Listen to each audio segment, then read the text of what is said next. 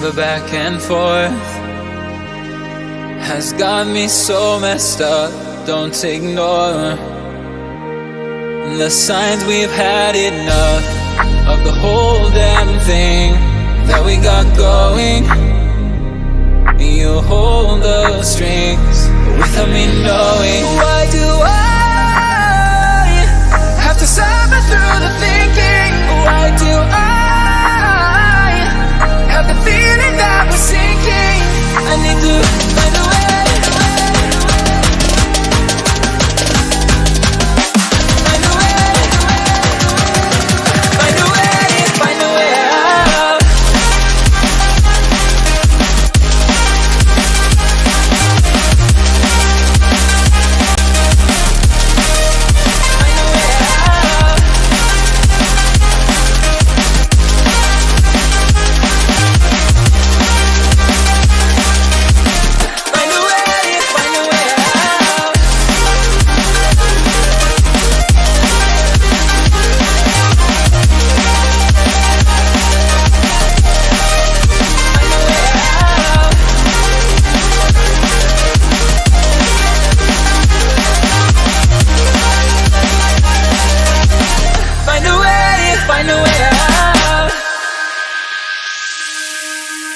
What's all this for?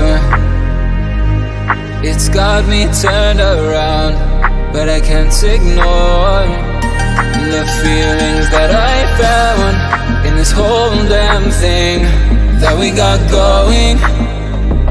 You hold the strings without me knowing. Why do I have to suffer through the thinking? Why do I have the feeling that we're sinking? I need to find a way.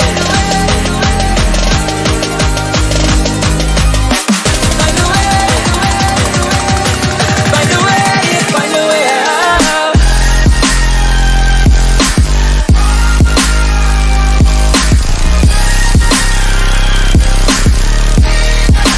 Find a way out.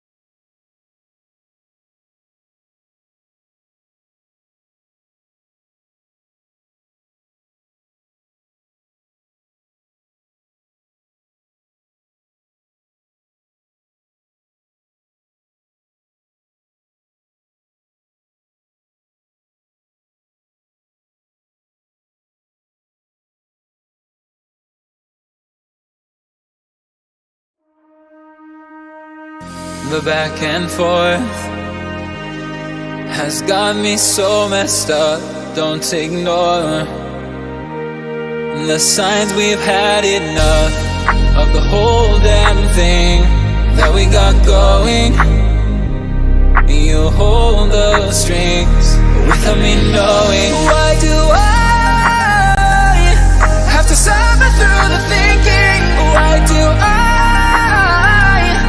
have the feeling that we're sinking?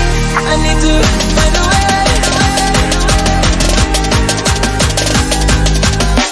Find a way. Find a way. Find a way out.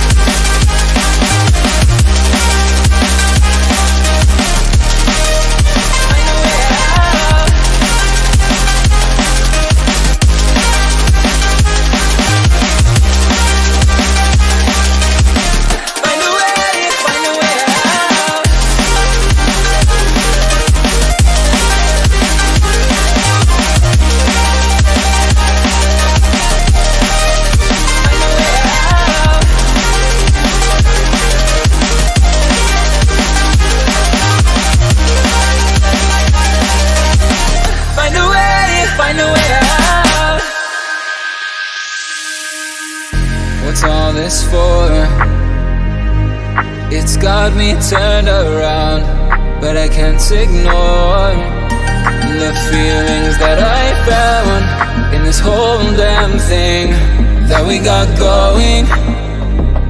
You hold the strings without me knowing. Why do I have to suffer through the thinking? Why do I have the feeling that we're sinking? I need to find a way.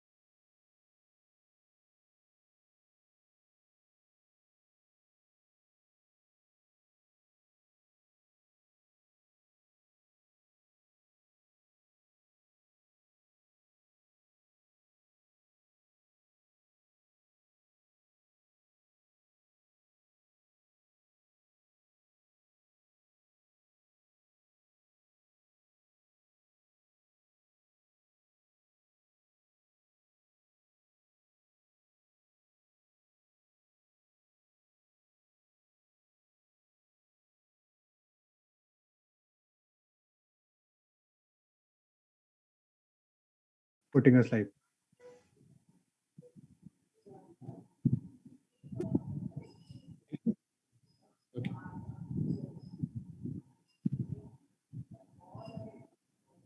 Yeah.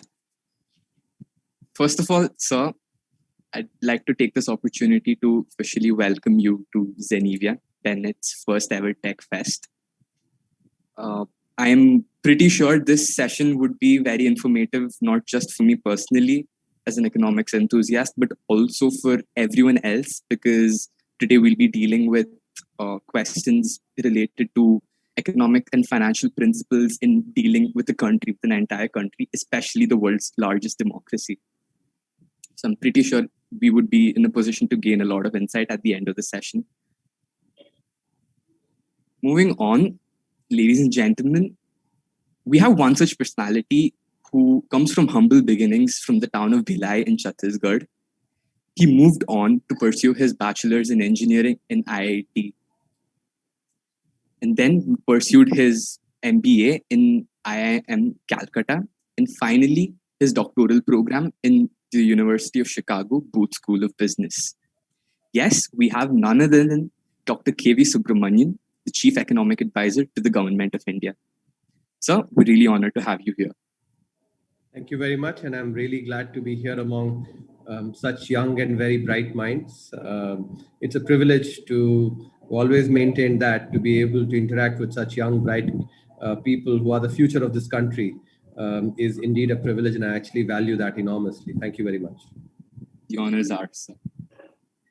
Moving on, in the first segment of this talk, we would really like to get to know your journey, because you were brought up in the small town of Bhilai in a Tamil family.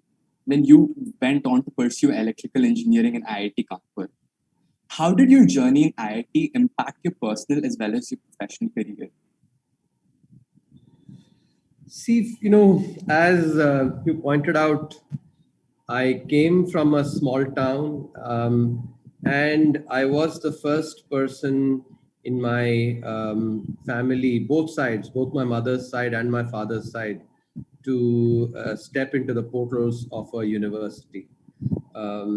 So my father, was the first person in, our family to actually have a job in the organized sector. He worked with the Indian Railways. But he could not pursue higher education because he lost his father when he was only 7 years old. So he could only complete school and had to start working immediately after that.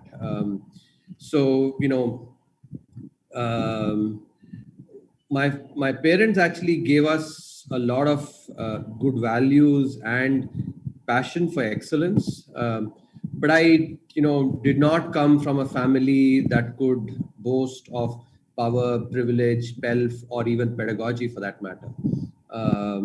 So in that sense, when I was at IIT, I used to see a lot of my peers coming from much more privileged backgrounds,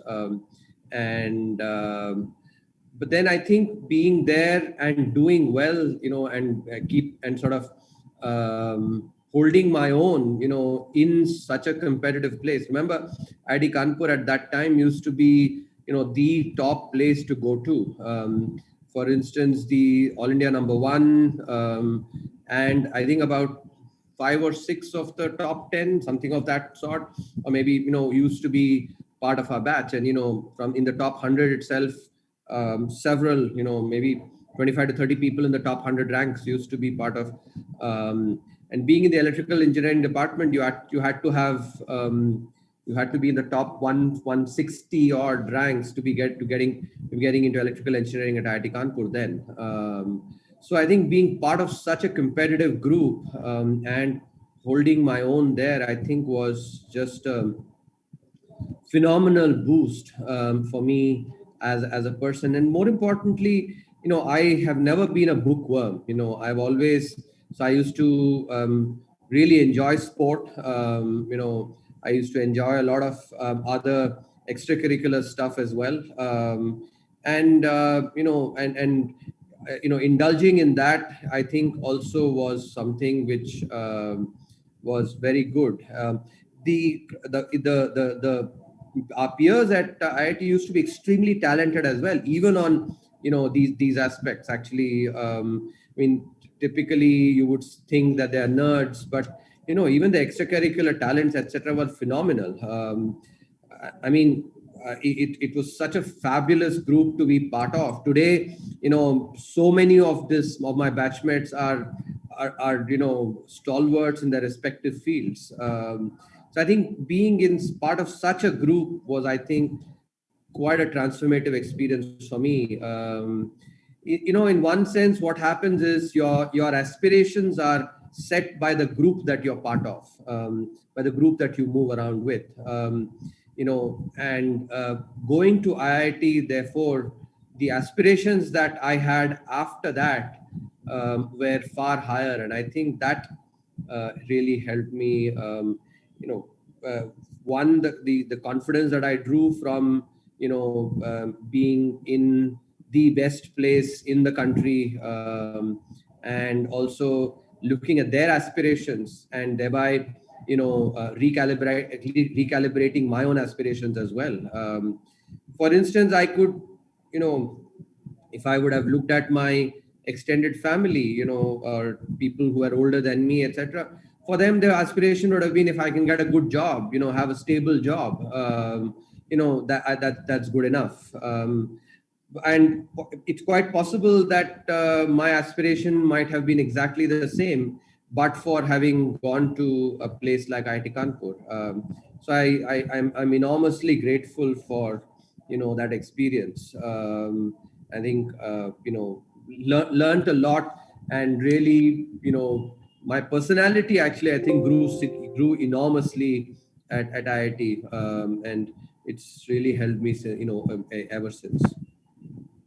That's really nice, sir. The second question is a personal one, because in one of your TEDx speeches, where you were speaking about your secrets to success, the first step that you had mentioned was that people need to be resilient enough to walk their own path, and they should not get scared and follow the herd. So, based on your experiences, what according to you was the herd, and how did you walk your own path? Well, what I mean is, see, each of us is a different individual. What makes us tick in life, is different. And I think all I meant by that is that we should introspect for ourselves and understand us as individuals, saying what is it that I enjoy the most, what is it that I'm passionate about, and have that courage to actually be, to follow that passion. So what if that passion is not what 99% of the people feel? So a lot of these groups, the common goal would have been to maybe work in the corporate world, maybe look to become a CEO, aspirations like that. But in my case, as it turned out, and I discovered, sort of step by step, I discovered that it's a world of ideas, and deep thinking. That is what fascinates me. I don't mind doing implementation stuff, but there's a certain fascination I have with just thinking very deeply about issues, and the satisfaction I get when I look through various issues and get to the crux of something, being able to separate sort of the wheat from the chaff, if just metaphorically. I think it gives me a high that actually is, nothing can rival that. When I basically, analytically just get at the core of an issue, think deeply about these things. And it could be that I may be thinking about that issue for a few days continuously, or maybe sometimes I could be thinking about that particular issue for maybe a few months. But staying with that issue and having that patience to stay with it till clarity comes. And that aha moment of getting that clarity, that is something that actually there is no other experience that rivals that for me. That satisfaction I get. So what I meant is that chose a career path that gave me the opportunity to do and to experience what I really enjoy, which is deep thinking. And I think that's what I meant by not following the herd, because I can be, now I'm reflecting back, I'm 100% sure I wouldn't have been as happy, if I chose anything else other than academia. I am just a, dyed in the wool academic. Deep thinking is what just enjoy. Nothing else would have given me as much passion, as much happiness, as so that's what I'm understanding yourself and having the courage. If you look at, for instance, the set of people, whether it's in my IIT group or in my IIM group, the number of people who have chosen to go into academia is very, very small, very, very small. So the herd is basically the rest in some sense, right? 99.9% of them. But I think just doing where you will find fulfillment. If it is part of what everybody else does, great. That is also, you need not be different just for the sake of being different. But if you are different in what basically gives you happiness, what gives you fulfillment, have the courage to actually back it up with your actions. That's what I meant. I'm actually very glad you brought up the fact that not many people choose to pursue a career in academia, because something that I believe is, if there is a trend in one such occupation and more people start following that trend and pursue a career in that occupation, the demand for that occupation naturally grows. But we cannot say that is the case for research-based jobs in India, because we have a considerable amount of people, even in our very college, who are very much interested in research, but they would rather pursue their research career abroad and help other countries develop with whatever technologies they're bringing up. So how can we shift the trend to developing research-based careers in India, such that, like you had personally stated, in 10 to 30 years down the lane, we would have tech giants that would be much more successful than the ones we see in the West? So see, I think, if you look at the United States, the United States has about, at least 70 to 80, maybe 100 universities that, where the professors are given tenure. What I mean by tenure is basically they have a permanent job, only based on their research. 100 universities approximately. And that's therefore there's an ecosystem that has developed there, which the incentives are very clear. You don't, you will not have a permanent job just to be a good teacher. And something which I can share, having done both research and teaching, and op-ed writing, research is far, far harder, especially publishing in the top journals, is far, far harder than teaching and op-ed writing. Op-ed writing and teaching are both much easier compared to research, and especially publishing in the top journals. But if you look at the US universities, what they reward is publishing in the top journals. You can, as a PhD student, you will get a job as an assistant professor only based on the quality of your research, number one. From an assistant professor to becoming an associate professor, again, you will actually get promoted only based on the quality of your research. From an associate professor to a full professor and then to a chair professor, everything is based on the quality of research and the societal impact that you bring, in terms of through the quality of your ideas. That's the ecosystem that is there. India, needs to develop that ecosystem. There are exceptions like the Indian School of Business, which has basically implemented that model. And, we can see we get extremely high quality people, researchers joining ISB as, and, I must say, other places, even those places that have looked to replicate the ISB model with oftentimes the same kind of people, have not basically followed exactly the ISB, the level of the standards that ISB has. For instance, you will see a lot of people in other institutions in India, who basically who had to leave because the quality of their research did not meet the standards that ISB expects. And that has to be par for the course. If you set standards high enough, then you will have people not making it. But that is important. And actually, I think if you look at the quality of publications, then and there it is important to not basically club any publication in the, if you take the top 3-4 journals or maybe top 5 journals in a field, only the top 5, there's ISB, and then everybody else.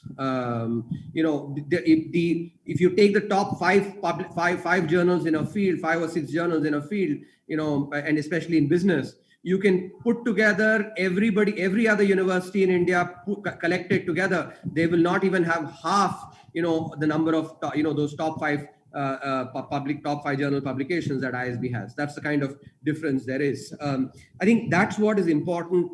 That kind of standard needs to be set across other universities. For instance, in the IITs and IISc for engineering.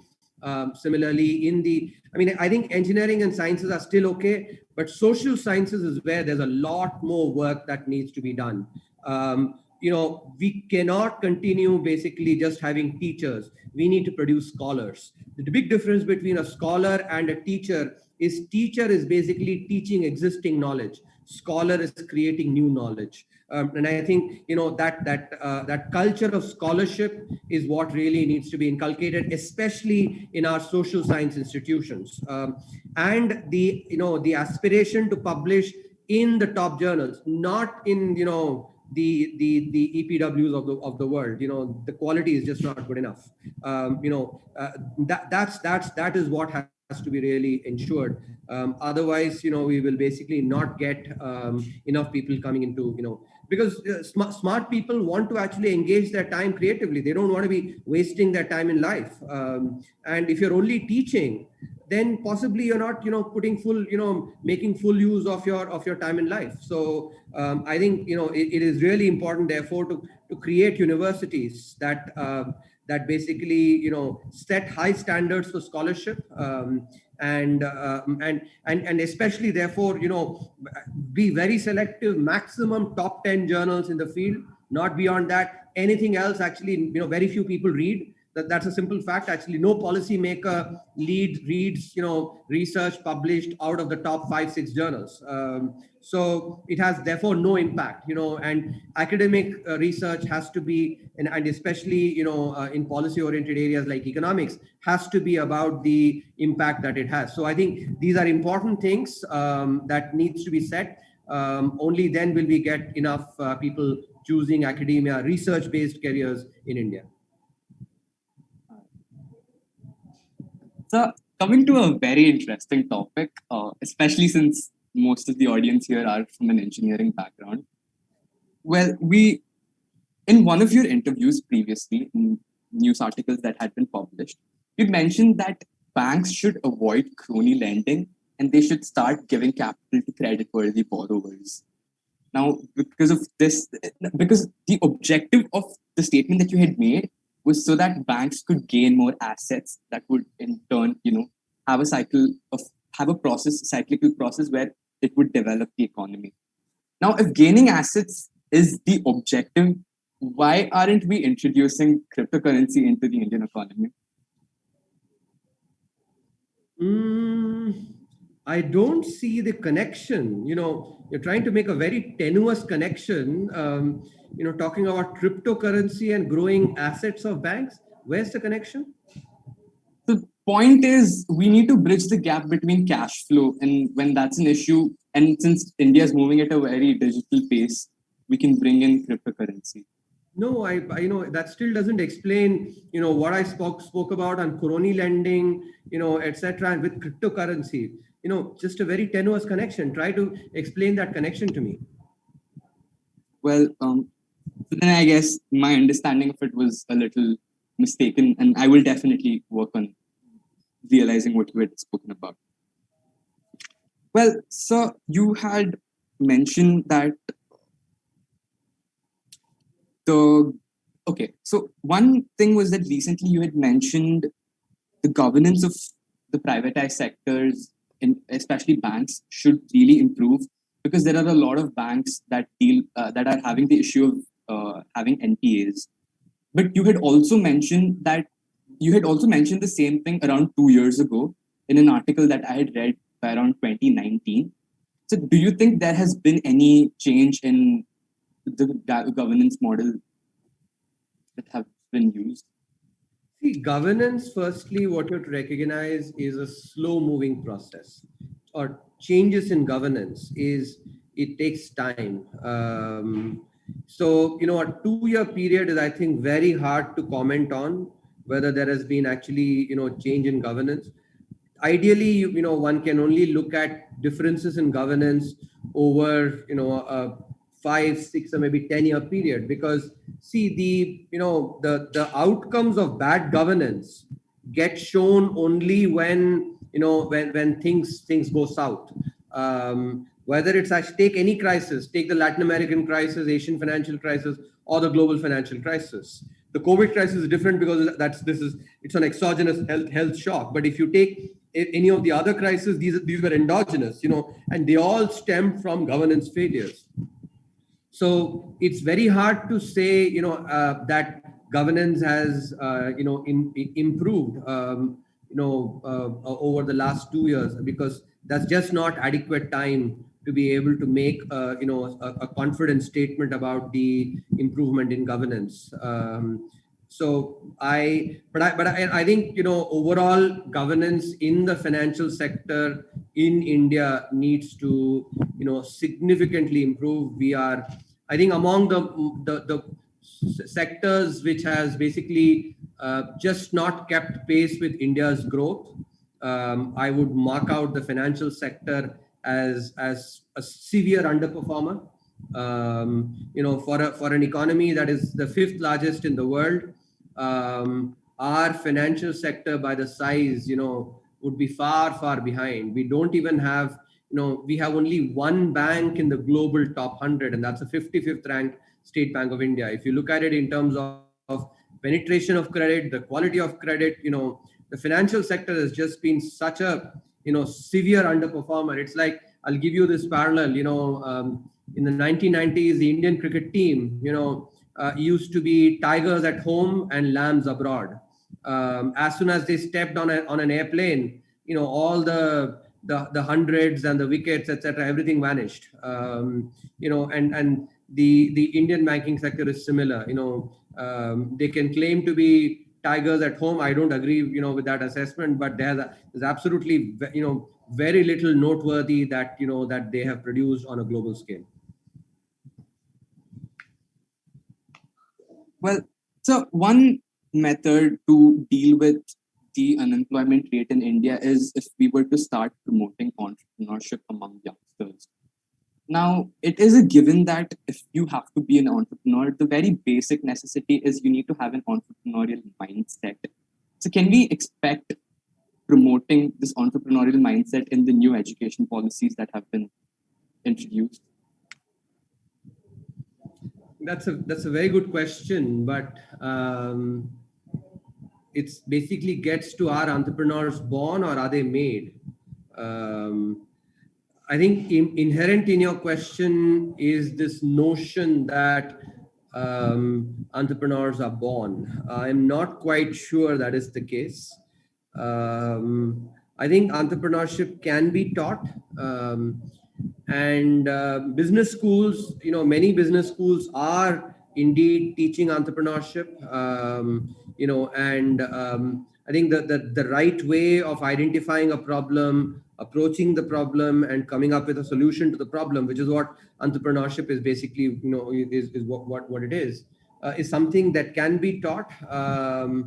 I think, in order to learn entrepreneurship, it is absolutely essential to learn all the, basics of, various business disciplines, be it marketing, be it finance, be it strategy, accounting. These are all, you cannot learn entrepreneurship, without learning these organizational behavior as well. These are, I think, because an entrepreneur actually has to be, sort of at least a jack of all trades, if not master of all trades. I think entrepreneurship can be taught, and it is indeed taught as well. In many business schools, after the students are exposed to the basic disciplines, basic business disciplines, and then entrepreneurship is taught, and it can be taught. So one question that is that I found a little interesting was when we talk about the topic of asset monetization. In an ideal Indian household, people tend to invest in gold. They fancy themselves with gold ornaments for probably events that would happen once or twice a year. They would keep it back into the locker. So if we were to monetize these assets, given it is a given that people hold sentimental value to their ornaments, but if you were to monetize these assets, do you believe it would be extremely beneficial for the economy? No, of course. I think that's that's a given that it will be beneficial. But it's one thing to conceptually say it will be beneficial, another thing to actually get it done. Given precisely the answer, you've sort of answered the question yourself. Given the sentimental value and the thought about value of the value of it as an asset, and also it's also sort of a display item. Why only households? You see, if you look at some of the cricketers, right, they also wear like this thick gold chains.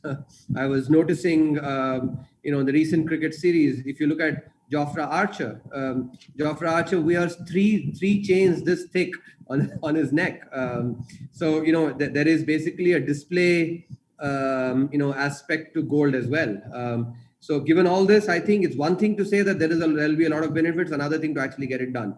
There's been a lot of effort that's been put on this, but I think overcoming some of these hindrances on the sentimentality, on the use of gold ornaments as a display item, on oneself, these are, I think, are at this point in time at least, have been difficult hurdles to overcome.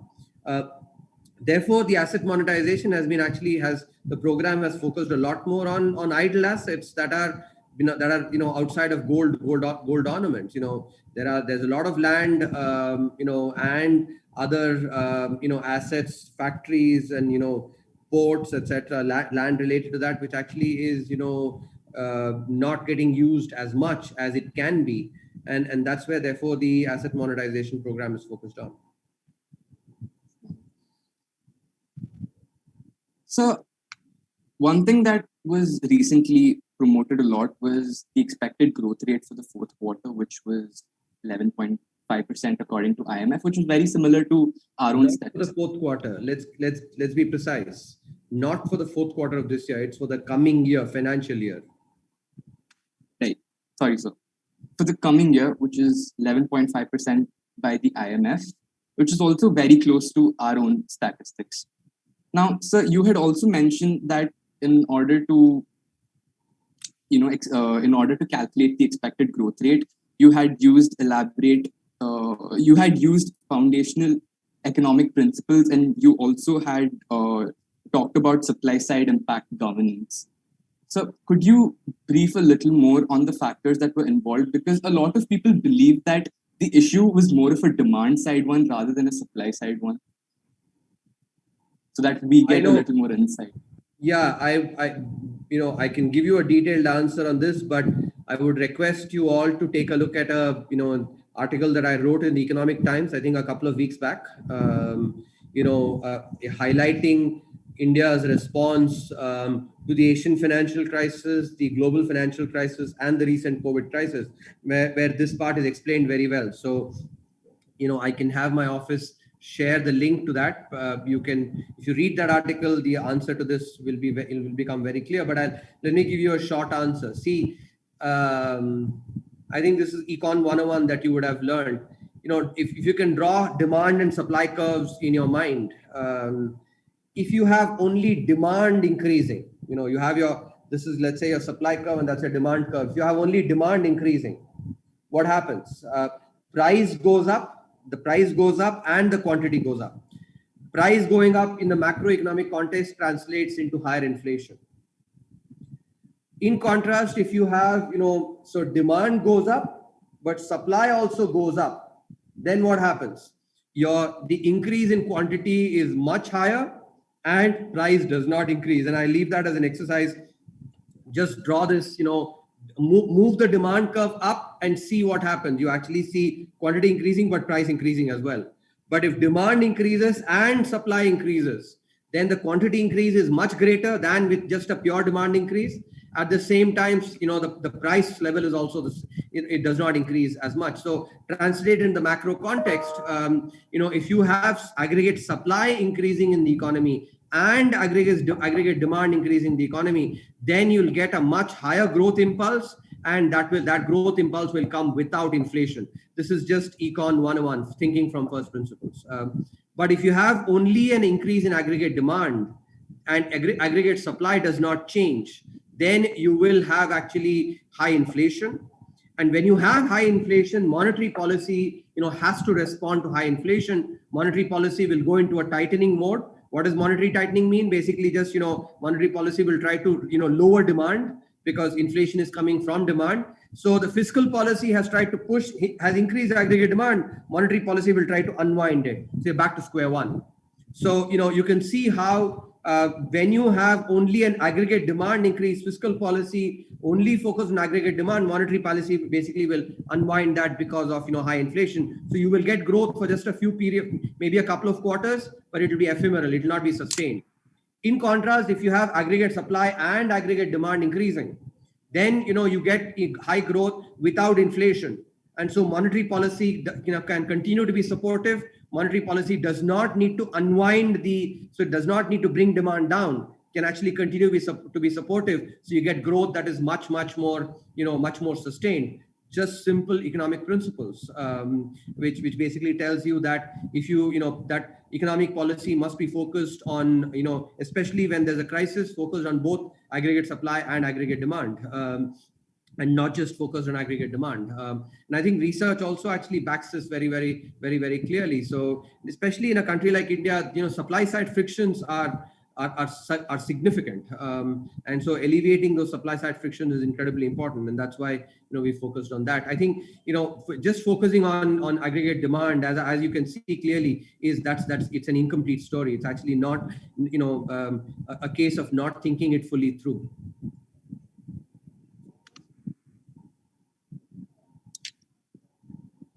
So, in one article, you had stated that demonetization was the right call, and I believe you're still completely in support of it. Absolutely. So, this is actually a two-part question, wherein the first part being, so do you believe if India had introduced 500 rupee notes prior to the 2000 rupee notes, there would have been less lash from the communities of mid to lower economic strata? Because initially they were finding it the most difficult when they were, especially for the people who were not able to afford even those 2000 rupees. So firstly, as you would have seen, I speak based on data. I do not like just giving opinion. So if you talk about the demonetization, if you look at so there are people who say, oh, the slowdown happened because of demonetization or GST, but take a look at the data. One of the simple formulae in macroeconomics is that macroeconomic growth is basically about the gross fixed capital formation in the country divided by the incremental capital output ratio. These will seem like jargon. Let me just explain to you what they mean. Gross fixed capital formation is basically the investment in the economy, the amount of investment that is being done, and what is called one by the incremental capital output ratio. What is incremental capital output ratio? In other words, if you do 1 unit more of investment in capital, how much output, incremental output do you get from one additional unit of investment. That is what is your basically the sort of the reciprocal of the ICOR, or the incremental capital output ratio, is basically that, how much output you get from one additional if you look at the data,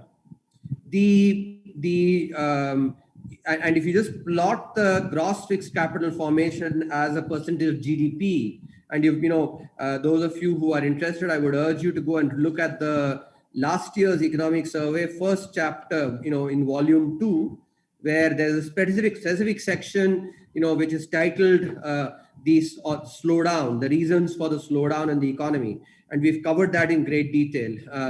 If you see, what happened is that the capital formation in the economy declined significantly and secularly after the global financial crisis, and especially because of the bad debt problem. We clearly identified there that two things happened because of the banking sector crisis. One, your investment in the economy came down because in order to invest, you have to be able to borrow. And when banks are not lending as much, then that affects the aggregate investment in the economy. Number one. Number two, what happened is, as I've mentioned and we were discussing as well, a lot of crony lending happened. And then not only that, to cover up for that crony lending, a lot of zombie lending. Zombie lending is basically lending to firms that are already zombies. And so those basically, so they have assets those assets are not being used productively, and a lot of evergreening happening as well. So when you combine crony lending, evergreening, and zombie lending, what that means is capital is going into firms that are basically just not being productive at all in the economy. So what happens as a result? Productivity in the economy goes down significantly, and that is displayed actually, if you look at the ICOR, the incremental capital output ratio became actually much worse. So if you look at the data very carefully, and we've shown that the decline in investment itself was related to the banking sector crisis. So the slowdown that happened in the country was because of the banking sector crisis. And research across the world also shows very clearly that when a slowdown or a recession comes from the banking sector, it's much more prolonged, because what happens is, firstly, because typical bank loans are about 5-6 years, in maturity. If you've given a bad loan, it's you as a banker, people outside will come to know about the quality of the bank of that bank loan only 5 or 6 years later, when the loan has to be repaid and it does not get repaid. That's when you know that, oh, the quality of the loan was bad. So about 5-6 years basically gets spent on just identifying that there is a banking sector problem, and as a result, then the impact on the investment rate, the impact on the productivity in the economy, all that actually has an impact. That's why across the world, wherever there is actually a banking sector problem, the impact on the economy is prolonged. And in India, actually, we had a really bad banking sector problem. So if you look at that incremental capital output ratio, or if you look at the gross fixed capital formation, you don't see any blip, any change due to either demonetization or GST. It has basically come from the banking sector crisis. So I think, we have to actually, as analysts of the economy or the macro economy, we have to go by data. And the data basically shows that it is the banking sector problems that actually created the slowdown. Of course, I think the lack of counter-cyclicality in fiscal policy and, sometimes in monetary policy also exacerbated matters. But that is what, it's much more basic. And I think this is, in my opinion, actually, the notion that GST or demonetization, actually had GST implementation or demonetization had an impact on, on growth, is not backed by the data.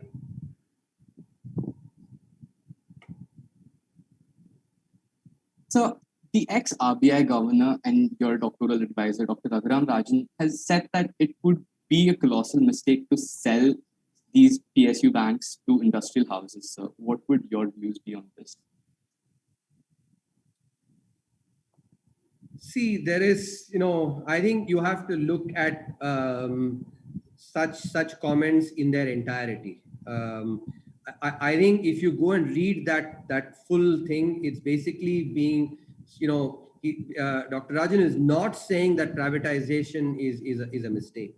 What he's saying is, if privatization happens basically in a particular manner, then there may be problems. Privatization of banks, if it is, I think, and if you ask him, he will also be the first person to acknowledge that, please don't take that statement out of context. Read it with full context. I think that's the first thing to mention. Secondly, if you look at the entire disinvestment process, there is a accepted procedure where there's an auction that is done, and parties bid for it, and whoever is basically the best bidder is the one that ends up getting that company. So there's a transparent process. So this notion that these basically entities will be sold to a particular entity, I think does not incorporate the process that actually is involved in privatization of enterprises. So I think I feel that there is actually a lot of sort of heroic jumping of the gun that is happening in assuming that companies these will be sold to only some specific entities, because there is a well laid out process that actually gets audited by the CGA and others as well. So I think we have to basically we have to actually rely on that process. And if you see and this in the last year's economic survey on chapter on crony, pro crony versus pro business, we had actually highlighted how before 2014 a lot of natural resources were being sold using basically just plain discretion, which leads to cronyism. In contrast, after 2014, there's an auction process that has been employed, and that has actually been very transparent. So and I think economists, every economist will tell you that a transparent auction process is something that actually enables that particular asset to go into the hands of those who are going to manage the asset best. So when you're doing it in a manner that is recommended by economic theory, and a transparent auction process, I think then that entity will go to the highest bidder, whoever actually can manage the value, can manage that asset the best. So I think it's a little sort of presumptuous to say that it will go to only a particular end or a particular set of entities, because it does not take into account the full process.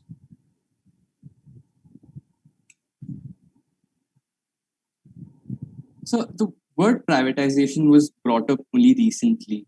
Does this indicate that India's political economy is moving to a pro-free market direction? What would your views be on this? Absolutely. I think, the best, I think, indicator of that is if you have listened to some of the recent speeches by the Honorable Prime Minister on the floor of Parliament, especially his speech, where in his thanks address to the President's, joint session, sitting with both Rajya Sabha and Lok Sabha, the President's in the thanks to the President's speech, the PM talked about wealth creation, about respecting the private sector, and incidentally the next day, Hindu Business Line, which is actually an important pink newspaper, carried the headline, in their main edit, they carried the headline saying watershed moment, and acknowledged that for the first time the Prime Minister has spoken about privatization, about wealth creation, enabling the private sector. So obviously, I think there is clearly a big change that is on, and overall, if you look at the economic measures that have been implemented over the last several months, about a year or so, I have no doubt that history will look at this period as path breaking in terms of the reforms as 1991 or maybe more, because of precisely the kind of political economy, the question that you asked. So one thing that we would really like to talk about is the number of engineers that India produces on a yearly basis. And because of that, because of a saturated amount, a lot of people tend to get unemployed at the end of their graduation. So is there any scope for engineers in the financial sector, especially if it's for the government? Do you see any scope building up in that aspect? So this question of your, Prashant, actually is, I think, inconsistent with your previous question.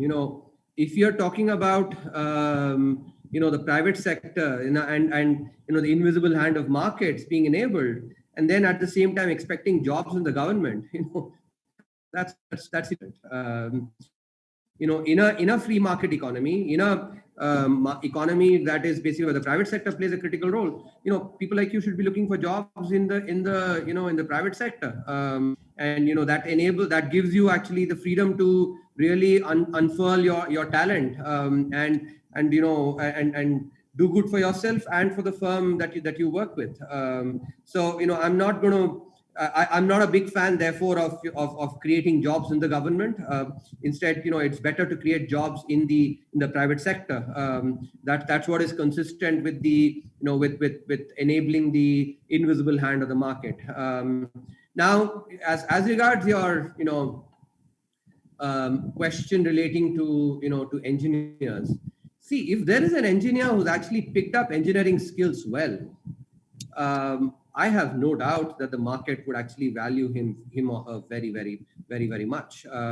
Because what engineering teaches you is problem solving, and actually gives you enormous analytical rigor, rigor on mathematics, rigor on physics, and a lot of applied stuff. So if you have learned your engineering well, then you should be able to convince a private sector firm that you are a good hire. So I think engineers, and basically students in engineering, need to focus on learning what is being taught really well, because what you learn, and I say this from personal experience, is that what engineering teaches you is actually a problem solving mentality. It gives you the analytical toolkit to be able to analyze very carefully, what is the key issue, and thereby come up with solutions. And I think engineers can be very, very valuable, provided they actually take their curriculum well. I don't think you can go in basically, with an entitlement mentality that, oh, just because I've actually, I call myself engineer, there should be a job that should be waiting for me. No, if you actually, those 4 years of engineering, you work hard and you learn what is being taught, then you can, then definitely, there will be people who will value you. I don't think there can be any sense of entitlement. Just nobody cares about a degree. What people care about is the skills you bring. So, given that within the last 5 minutes of the interview, we also have an audience section where we are expecting questions from the audience in the chat box. And if there are any questions, for example, here's a question: wasn't government supposed to take into account such problems in the banking sector before taking such bigger step like demonetization? What good has it done from a Mohan Gautam? I think I've already answered that question. As I mentioned, using the evidence, I'm not convinced that the growth slowdown actually, and I'm speaking based on the data, the evidence that I mentioned, that the slowdown is because of the banking sector problem, actually, not because of demonetization or the implementation of GST. That's just that is opinion. Another one states that one of the main reasons why the financial sector is underperforming is because of low financial literacy in India. How can we help overcome this issue? I think financial literacy is actually really important to increase. And I think one of the key aspects in financial literacy that must be highlighted actually is that whenever you talk about return on any investment, the return has always has to be spoken together with risk. Return can never ever be mentioned without talking about risk. So, for instance, if somebody comes and tells you, "I'll double your money in 2 months," the first question that you must be asking them is, what are you going to do? Are you going to gamble with my money? what is the vehicle you have to double my money in 2 months? So, the return without actually its statement of risk is at the core of financial literacy. I think if just this simple idea is conveyed, that whenever somebody talks about return, it has to be talked or spoken, together with risk. I think that is the most important. And that actually there's a lot of, drive that is required on financial education. But I think, financial sector development has a lot more aspects than just financial literacy. Financial literacy is one element, but there are a lot more other elements. And, I think in the interest of time, I don't want to go into all of the details, but I think financial literacy is one part, not the only one. I think we'll go with the final question from the audience, which is, the economic survey has also talked about a new AQR. Can you please tell us what drove us to this decision?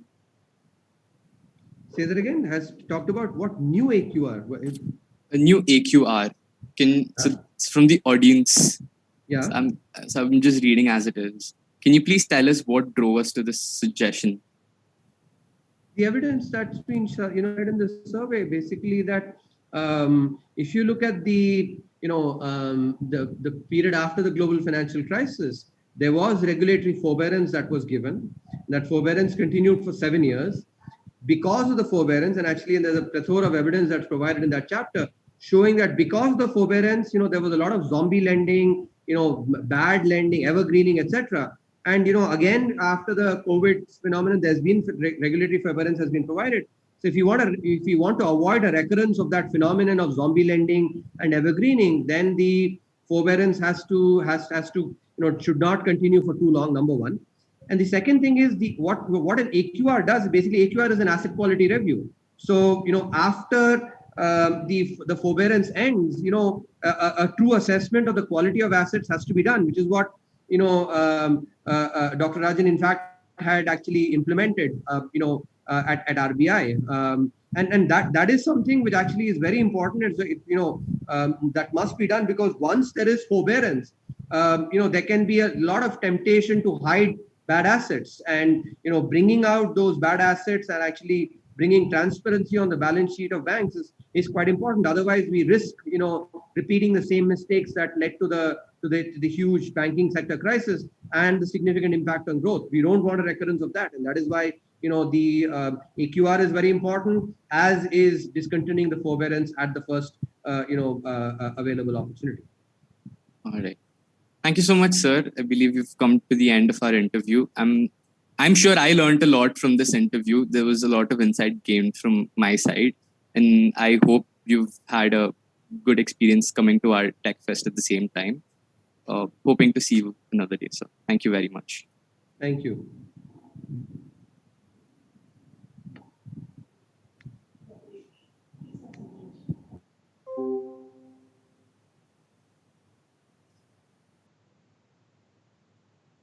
हाँ यार, मतलब मैंने सोचा था कि मैं greet करूंगा वो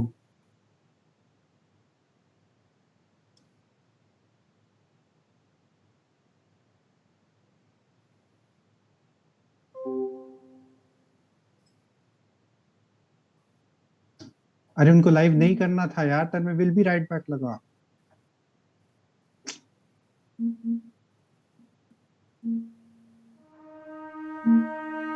The back and forth has got me so messed up.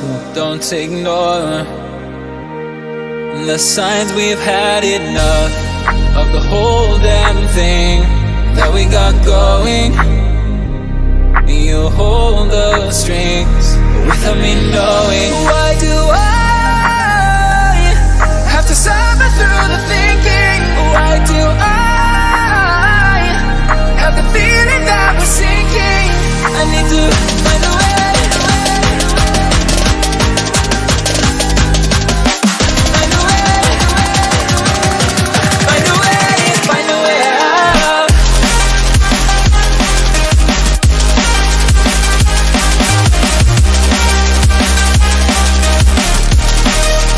Find a way out.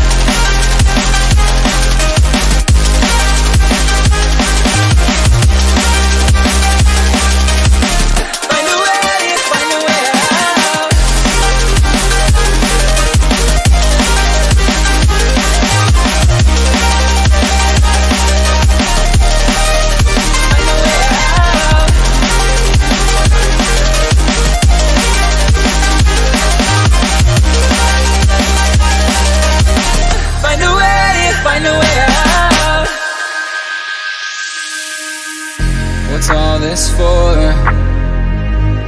It's got me turned around, but I can't ignore the feelings that I found in this whole damn thing that we got going. You hold the strings without me knowing. Why do I have to suffer through the thinking? Why do I have the feeling that we're sinking? I need to find a way.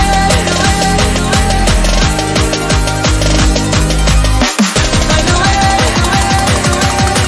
Find a way. Find a way out.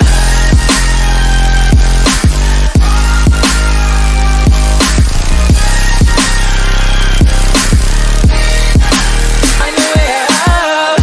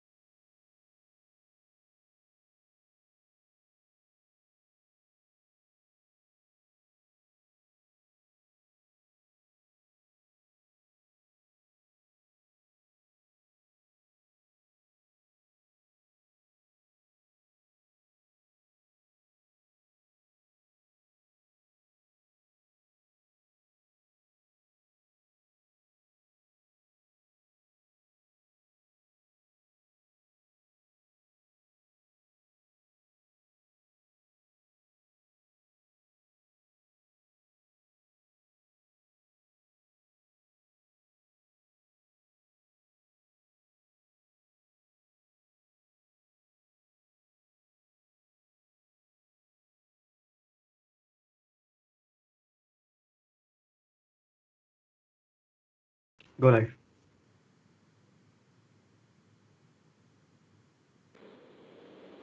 Welcome back, everyone. I am sure you all enjoyed that break away from the both of us. Hey, no need to be so direct. We can't blame them. We needed a break as well. Well, yeah, we did. And what a break it was.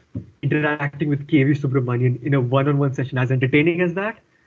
This might just be the first time I've been jealous of Prashant this much. You're not alone in that. Yes. But hey, Muskan, remember that request of mine that got rejected? Are you talking about Rio Olympiad? Don't tell me you plan on getting rejected again. I hope not, but to be just on the safe side, I would like to invite Mr. Purva to talk about this event.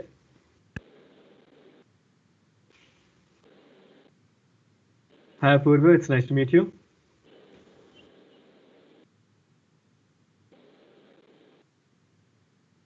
Hi, Aaron. Hi, Muskan.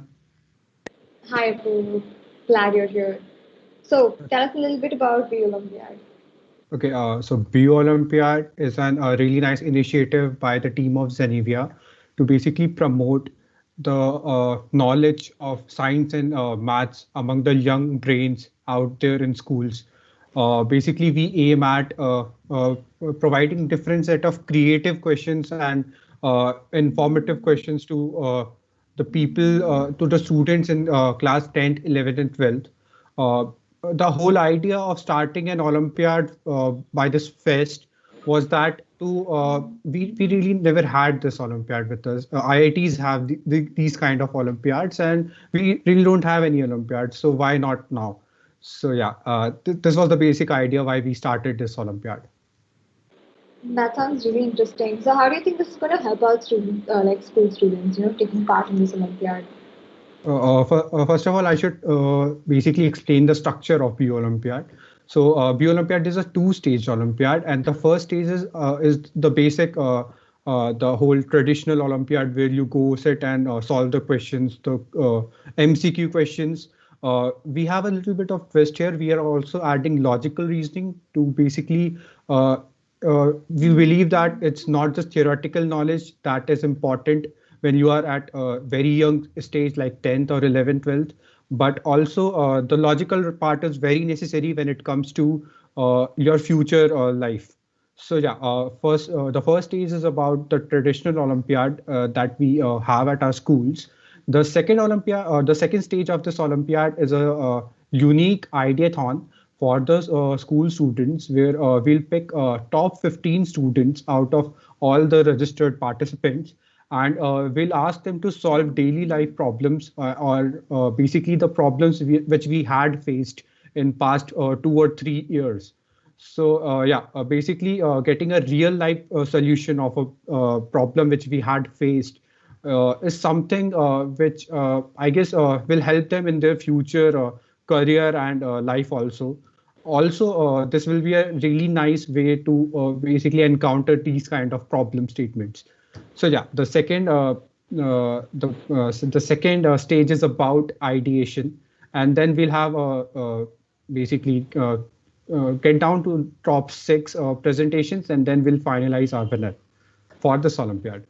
That's definitely something really good to know. Sounds very competitive, and I'm excited to see what students come up with in the ideation round. So, Yeah. So let's see how what kind of talent we see at this Olympiad. Thank you. thank Thank you you for so coming. much. Thank you so much for. That was as entertaining as it could be. I mean, this definitely is starting to sound very competitive. I mean, so many events, so many competitions. I'm starting to think that we're starting a race right here, and it's reminding me a little bit of school days. So, anyways, moving on. Moving on, with our event reveals, we come into the second half of our fest. While the events may not be many, they are quite special in their own ways. The first event is probably the biggest in the entire fest. A dream event for every coder, including me, the PU Hackathon. With day 4 and day 5 themes being hackathon, you can guess why it's so much in demand. This 2 day long hackathon will push coders' skills to the limit, bringing forth creativity from the furthest corners of human ideas. Allow me to introduce to you Mr. Deep Patel, the representative and mastermind behind this amazing event. Hi Muskan, hi Anand. Hi Deep, Hi. it's great to have you here. Yeah. So yeah, talking about View Hack, you all know that it's scheduled on 3rd and 4th of April. It's like the mega hackathon that will be happening with participants all around the globe. We have even received registrations from countries like USA. So yeah, that's a big deal for us. It's like the first edition of BU Hack, I will say. And the main idea that we are promoting is code for change. We really believe that we can bring change through technology. Our team really believes in that. So we have told our mentors also to align the ideas of the participants with our theme, so that even if they have a small impact right now, we don't know, it can have a bigger and larger impact in the society in the future. Yeah, This is that's I guess the this is like something really interesting to me because I myself who signed myself up for this hackathon. So everything you're saying is either intimidating me or like really exciting me. So I mean, is there any tips and pointers? You know. tips and pointers.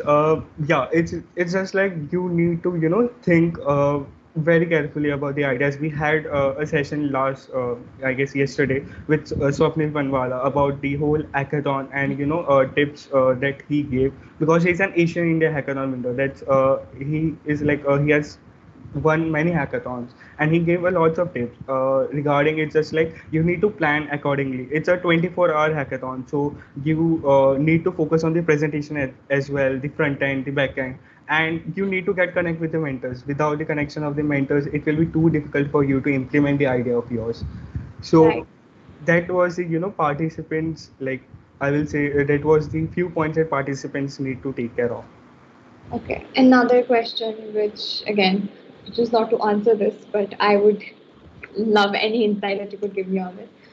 What would be something that you would be really looking out for in like the what you end up with from participants from teams, like the product that you end up with? Would you be looking for life changing ideas, or would you be looking for extreme efficiency in the way they implemented the product, or would it be like a mix of all of these things? So Yeah. So the main idea of Biohack is, I told, code for change. So we will be more focused on the idea. We have told our mentors also to focus on the idea. It has, we if you see the schedule of Biohack, there are two checkpoints basically. Checkpoint one and checkpoint two. Checkpoint one is just an informal discussion with the mentors about your idea and its implementation. So our mentors will try to brush up your idea, align with our vision, and yes, they will just mentor you throughout the sessions. And talking about the checkpoint two, it's basically the evaluation by the mentors. You will be evaluated by a panel of mentors. They have been selected. They are working in companies like Walmart, Adobe, and the judges. These judges are too awesome. They are working in great Indian startups. They are working in Swiggy, and they are working Adobe. And one is coming from USA. His name is Aman Mittal. I will reveal his name. His name is Aman Mittal, and he's the developer advocate of Dropbit as well. I'm pretty sure no one is as nervous as me while listening to this because I mean, being a participant myself, all of this is intimidating me like a lot. So, Yeah, Arhan, I yeah. So it's like I will just it has never we have never revealed our judging criteria. So I guess this is a great time to reveal the judging criteria. The mentor criteria is will be focused on your idea, your front end, how technologies you have worked, how each team members has contributed to your to the project. But these judging criteria you will have never seen in the hackathon. It's the first time happening in the whole globe that the judging criteria has changed in the hackathon. Talking about the judging criteria, what I it's like we have it has never been seen, I will say. The judging criteria, what happens in generally in a hackathon, that only the judge evaluates the project. The top 10 teams will be selected, and only the judge evaluates the project. But what we have made a twist, and it's like it's a democracy, so we are enabling all the participants and the audience to vote for the project they find the best. So this is the reveal of BHack judging criteria. It's the 80-20 ratio. 80% will be judged, by the biohack judges, and 20% will be evaluated by the participants. They will be participating all the audience that will be seeing the live stream. It's very unfortunate for those participants who are not attending this opening ceremony, considering this is such a big and impactful reveal. Now I have to be a people's favorite in everything that I do in the hackathon. So this is definitely very exciting. Thank you so much, Deep, for all of this insight, and it was great to have you here. It was my pleasure to be here. That sure came as a surprise, didn't it? The last part. Yes, I might have to change a few plans now. Yes, well, good luck with that. You already planned so much, didn't you? Um, well, anyways, Yeah. on a different note, Catalyst, and even brought to you by Alexis, is tackling an aspect of life that is spread all across the country, yet remains unknown. Catalyst is a one of a kind fundraiser which aims to sensitize the youth towards martyrs and their families, injured ex servicemen and animals, with the help of a panel discussion. Here, ex-army men and women and people working for the betterment of their lives will be joining us and will be sharing their experiences and stories from the field. To further clarify about this event, here's a short video presented by Alexis.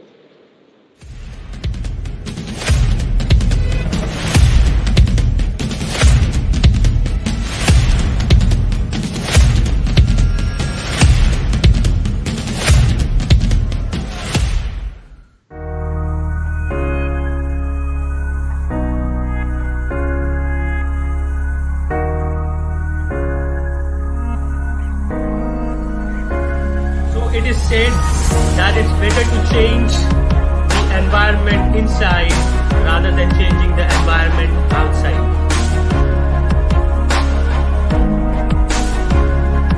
Gandhiji believed that food independence and security could be achieved by making villages self-sufficient by consuming locally available food. Even in today's time, these lines stand firm. In these tough times, people are sleeping empty stomach every night or they are not getting access to hygienic food.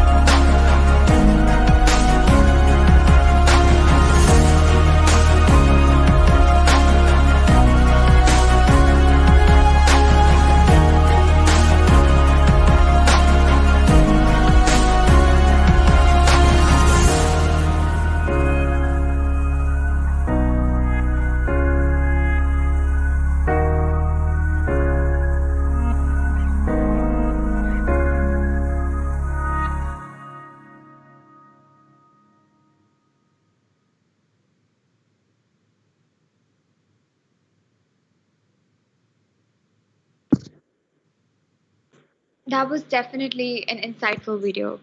To close off this Text Fest, at the end of it, our university's budding new musicians will come together to bring to you symphonies, a musical delight closing the festival at a high. Well, with this, we come to the end of our event reveals. And now we have something a little fun planned for you. Well, this will be like a short game. Yes. After this drowsy speech of ours, I figured the people here would like to play a game, right? Well, we went ahead and wrote a game for you. We're gonna have a short round of a game that most people have played. It's called Pictionary. We are going to have a few pictures shown on the screen, and you may type in your guesses in the live chat. We shall begin now. First, images. Take a guess, take a wild guess to what that is, and let us know in the chat. You have around 1 minute to answer. We will reveal a hint at 30 seconds.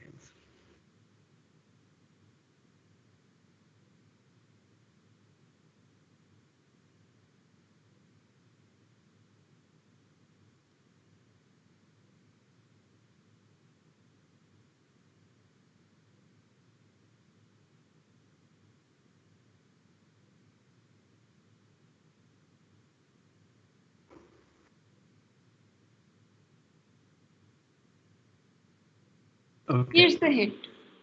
Yes. It starts with an A.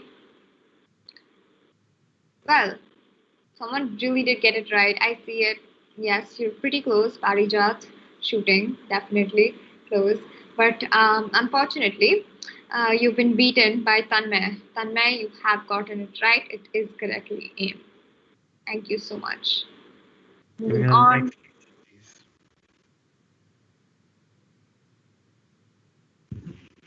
Okay. This might be a little hard. Any guesses, anyone?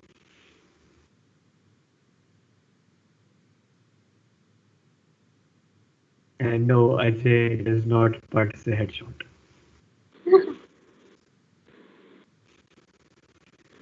American Sniper. This keeps getting more interesting, huh? Yeah. Fun audience, isn't it? Here's a hint. It's a fruit. Now you're gonna go through all the fruits in your head. You're probably gonna miss this one though. Yep, you got it. Your name is. I'm sorry if I'm pronouncing it incorrectly. Krishna Prasad. Krishna Prasad. Congratulations, you got your answer right. Can we have the next picture, please?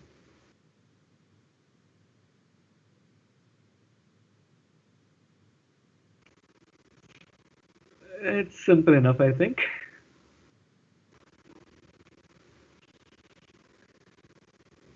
Okay, since it might be a little tricky, I will reveal the hint beforehand. It's a two-letter word. Sorry, the answer name has two words in it.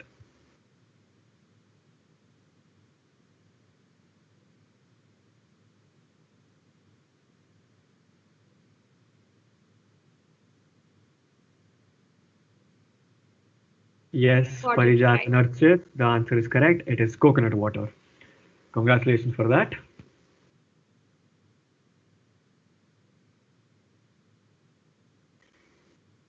And next up we have. Yes, I'm pretty sure even I couldn't guess this one though. I can. It has two words in it. You're always a genius, aren't you? It's fun being the know-it-all. Not for others, it's not. Well, Hermione didn't. That didn't stop Hermione, so why should it stop me? Yeah, she was iconic. But we already gave them the hint. Two words. Let's see how they figure this out.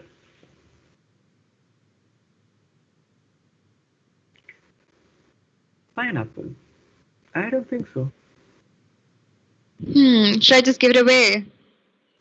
Okay, Zeba, you're close. How do you know if she's close or not? You don't even know the answer.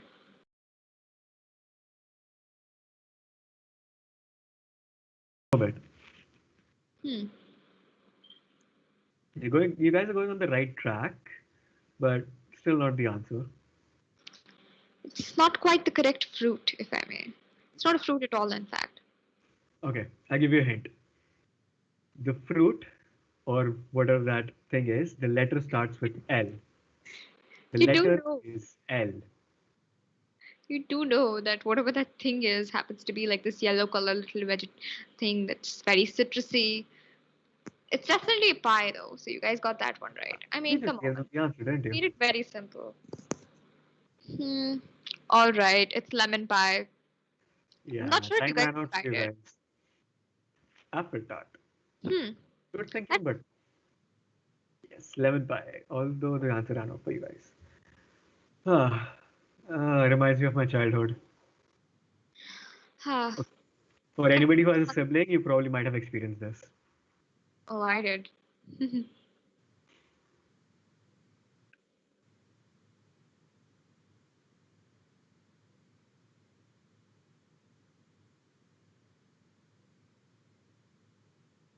Yes, Deep. The answer is bunk bed.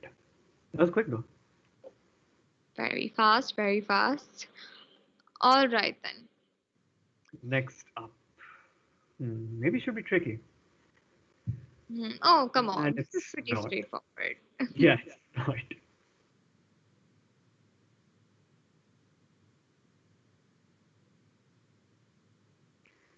Let's see.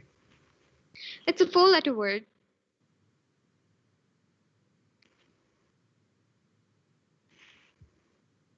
Yep, And right you got again. it right. Again, Deep Patel. You really are winning this, huh? 5 points for Gryffindor.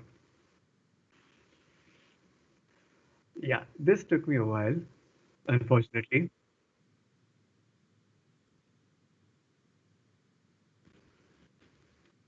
The straight.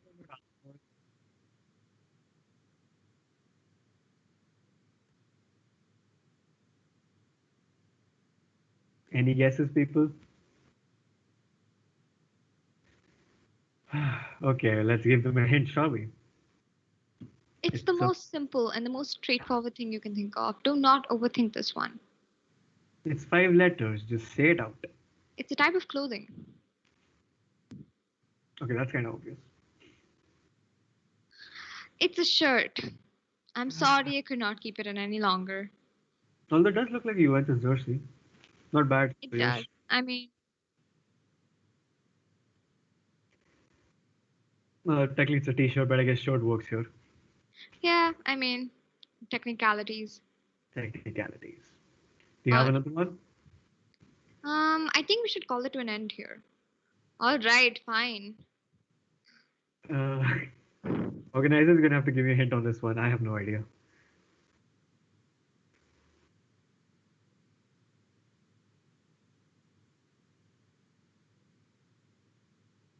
It's right there. Come on. Bad The teeth little people. wire in his teeth. Notice it. Yes, exactly. It's braces. Braces. Suyash and Parijat, both of them. Got it right. All right, guys. I think that would be the end of this Pictionary game. Also, let's move on to now conclude. Well, we do have to take a short break. Sorry to hurt you guys, but we'll be back in 5 short minutes. Sorry about that.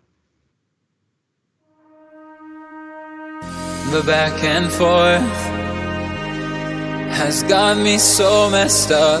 Don't ignore the signs. We've had enough of the whole damn thing that we got going. You hold the strings without me knowing. Why do I have to suffer through the thinking? Why do I have the feeling that we're sinking? I need to find a way, find a way, find a way, find a way out.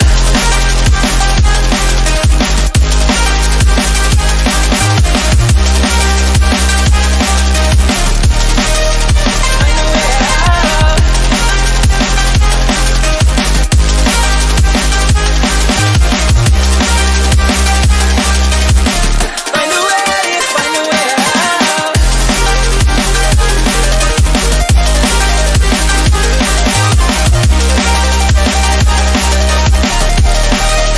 Find a way out.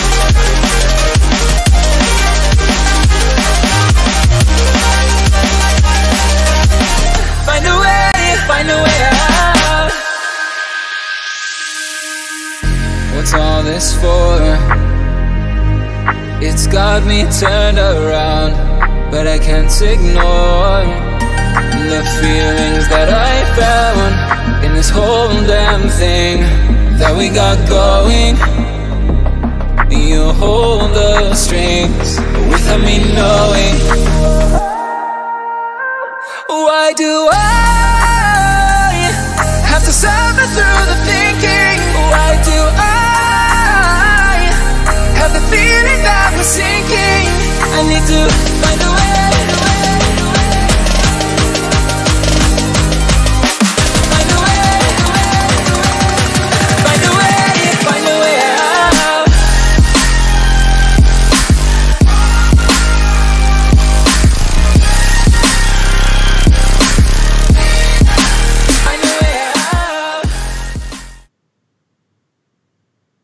As fun as the game was, all good things must come to an end.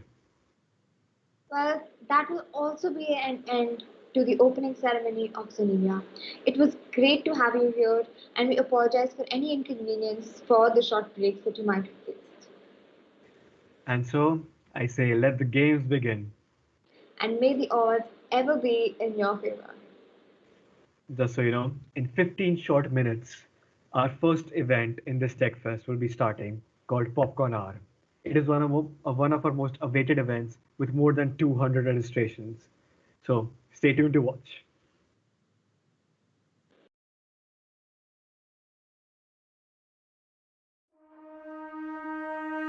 The back and forth has got me so messed up. Don't ignore the signs. We've had enough of the whole damn thing that we got going. You hold the strings without me knowing. Why do I have to suffer through the thinking? Why do I have the feeling that we're sinking? I need to find a way.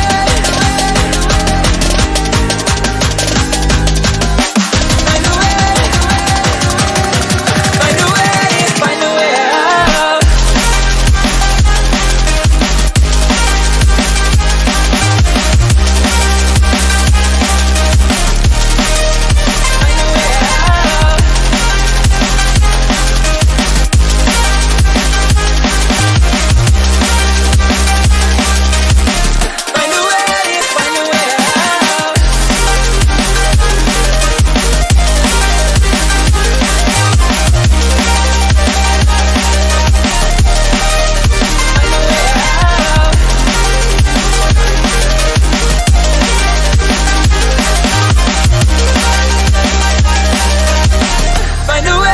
Find a way out.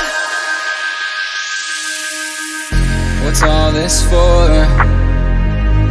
It's got me turned around, but I can't ignore the feelings that I found in this whole day. The back and forth has got me so messed up.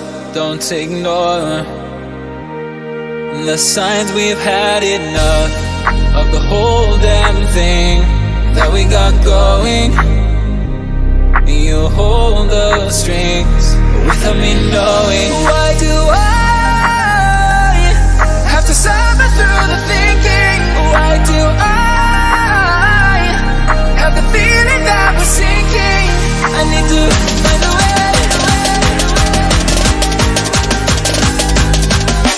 Find a way.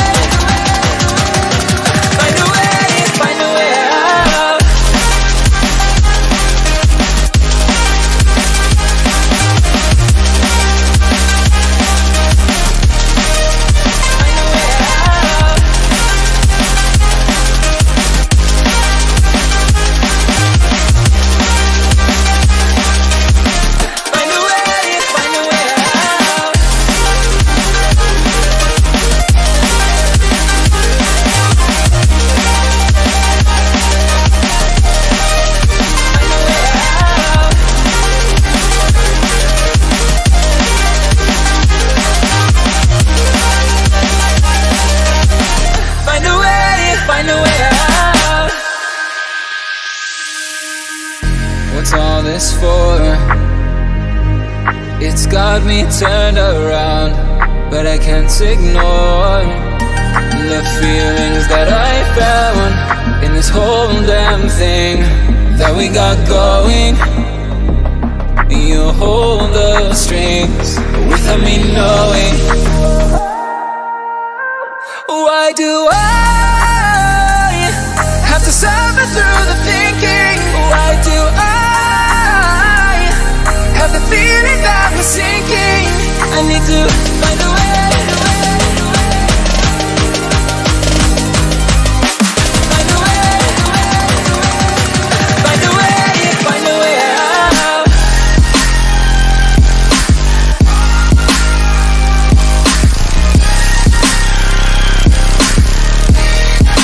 Find a way out.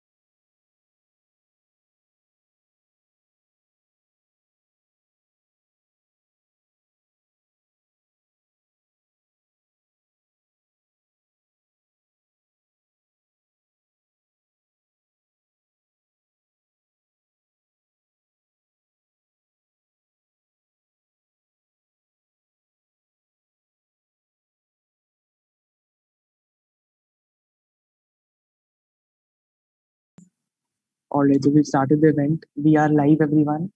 Everyone can switch on the cameras. We'll start this event by asking everyone their quizzing experiences. So let's start with Nagaratna, since she was the most active. What's been your quizzing experience till now, Nagaratna? Yeah, I have participated in the inter-college fest, like quiz, That's great. and we have won the GC there. Wow, that's nice. As I It said, was great. It was actually great. fantastic. Siddhant, Vishesh, can you share quizzing experiences with us? I have no experience. All right, so this is new for you. Yes. This will be very exciting. I can promise you, Nisarg has prepared some amazing questions for you guys. It'll be very exciting and fun, rapid quiz.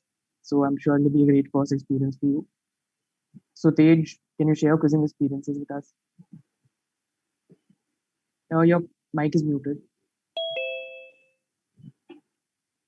Hi, I'm a Hello. fresher at NIT Jamshedpur, and I have some quizzing experience from back from my school days.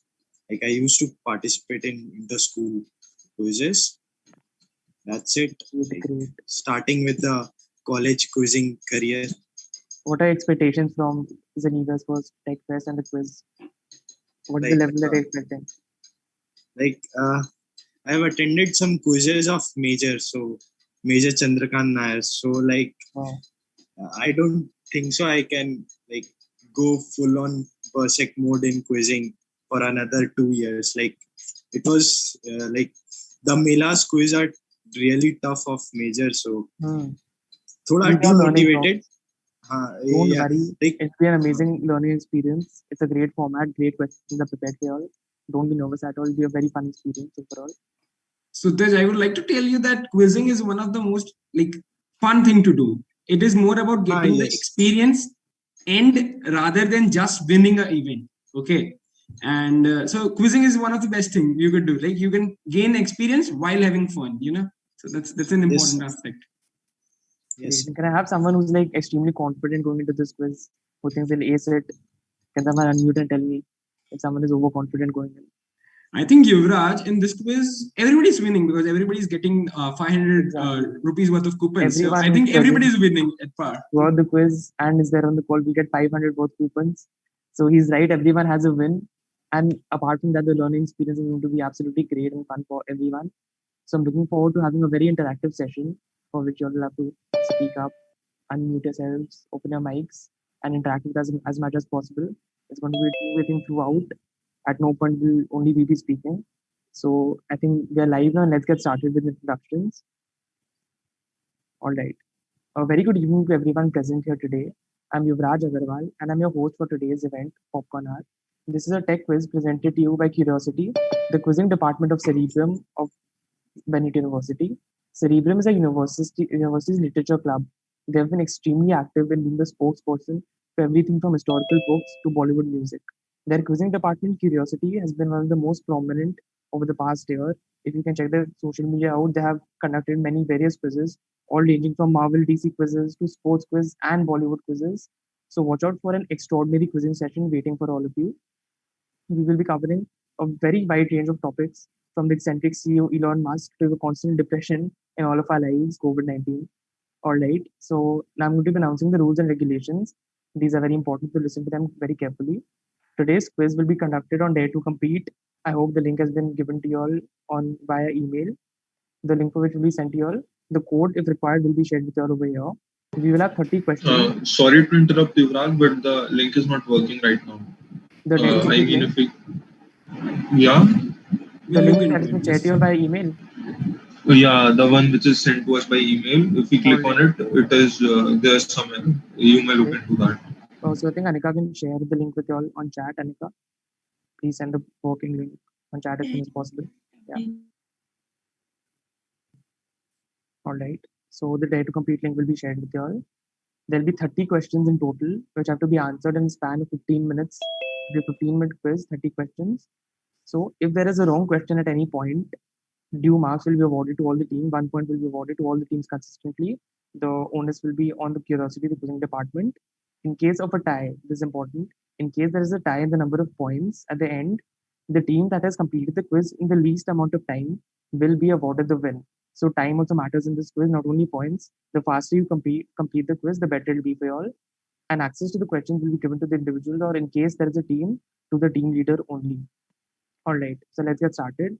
And I don't make, as I told you, I don't plan on making this a generic quizzing event where there'll be questions, there'll be answers, and we'll declare the result and over. No, we've decided to keep this very interactive as possible with all the participants and all. So let's get started. I have a few questions prepared for you all before we get into the actual quiz to test the waters, to see where everyone stands, and to get the interactive session kicked off. So everyone, please switch on your mics, switch on your cameras. I'll be asking you a few questions and get ready to answer as fast as possible. It's a humble request, guys, to turn on the cameras and to speak. Raise your hands if you want to tell me that you are available over here. So from now, I was setting up my laptop. Okay, Sutesh, no issues. From now, Tanmay would be, Yuvraj would be telling you some questions, and you have to raise your hands to answer. There are very basic questions, and please don't judge the quiz by these questions. But yeah, there are some very basic questions. So yes, guys, please be interactive. Please, it's a fun event. I'll be just testing the water. It's not just a monotonous quiz out there. Just a Google form and you have to answer it. We are trying to make it as informal as possible. So guys, come on, guys, turn on the cameras, speak up. So is everyone ready for the first question? All right. So when was the first ever email sent over on the internet? Anyone? Guys, please don't Google it here. This is one of the basic questions out there. Let's get this. When was the first ever email sent out? Anyone? You can raise your hands, unmute, and speak up. All right, I'm repeating the question. When was the first ever email sent over on the internet? The first ever electronic mail. Maybe 1968. Close. Anyone else? Yes, come on, please be interactive. Anyone else? 1970s. Very, very close. 1970s. Fine. 1972. Very close. Extremely close. Anyone 1971. else? That's correct. And the answer is 1971. The first time email was sent out in 1971, where researchers at MIT discovered the possibility of leaving messages on a shared computer as early as 1961. It wasn't until 1971 that the first email was sent out by Ray Tomlinson across APR Bennett, the early version of the internet. So 1971 is the correct answer for this. Well done to whoever answered. All right, No, so the next. Let's wait a second, Yuvraj. Who did answer? Let's write his name, his or her name. Who did answer? I did. Repeat your name. Einstein. Congratulations, Anne. We're looking for more people to be as interactive as possible. All right, so for the next question, get ready. Who designed the first small computer for home use? Name the person who designed the first ever home computer. Anyone? The first small computer. Is it Paul Allen? No, it's not. The options are. I guess it is ENIAC computer system, ENIAC. The first person who. Oh, sorry. The options are John Blankenbaker, Steve Wozniak. It was, I guess, John Moschler. Chuck John Blankenbaker, right? And Steve Lehner. No, not him. The first option, John Blankenbaker. That's right. John Blankenbaker. It's Ansh with the correct answer once again. Congratulations to Ansh. So according to Computer History Museum, the world's first computer small enough to be used at homes was the Kenbach 1, designed by John Blankenbaker in 1970. Ansh, do you have anything to say about this? No, I just wanted to tell this name of the computer. Yeah. Okay. I think Ansh, you're not visible. Please turn on the camera. We need to see the winner. The person who everyone needs to be scared of in this quiz. I'm actually facing some network issue in the middle of some time. So I have to just switch off my camera and then turn it on. That's an issue. No problem. I'm having my class even on my right side, like that's where. Perfect. No issues. All right. So should I go ahead with the third question? I need more answers other than Ansh. I know Ansh will give it first. Looking for people who can answer faster than him with the correct answer. Just give it a try. Even if it's not correct, we need people to interact with us. All right. So on an average, how many SMS messages are sent via mobile phone per phone user every day? Okay, guys, this is a very generic question. So even if you're close to the amount, we'll consider it. Just guess anything. And the data is around 2010 to 2015 because the newer amount of data has not been available for us. So guys, come on, guess a random amount, SMS. Okay, the amount of SMS sent daily by a phone. 14 or 15. Okay. Okay. 1 lakh. 1 lakh. By a phone. More than 100. Per phone per day. Per phone per day. Guys, per phone per day. 1 lakh messages. 70. Okay. More than 100. Guys, come on. Wait a second, guys. Raise your hand. We'll ask each and every one. Okay. So come on, guys. Raise your hand. Do random guesses. Yes, Shivang. Come on. Around 100. No. I would like to repeat it. Per phone per day. Per day. It's Let an me tell you the individual range. phone. It's in single or double digits. Yes, Amruta. Come on. Is it 20 billions? No. Per phone per day, Amruta. Is it 20? Like 20, 25?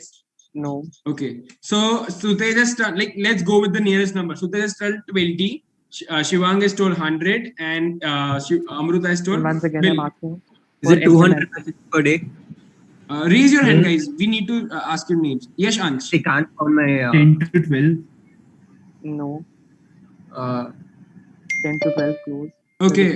Who did tell 20 to 12? Who was that person? Once again, Ansh. Okay, again, Ansh. Anybody else? Anyone else? Is it 200 messages per day? Tarun is 200. Anyone? Guys, come on, be interactive. 8 to 10. 8 to 10. Who said 8 to 10? 5th. Rahul is 8 to 10. Okay. Rahul, you are. Okay.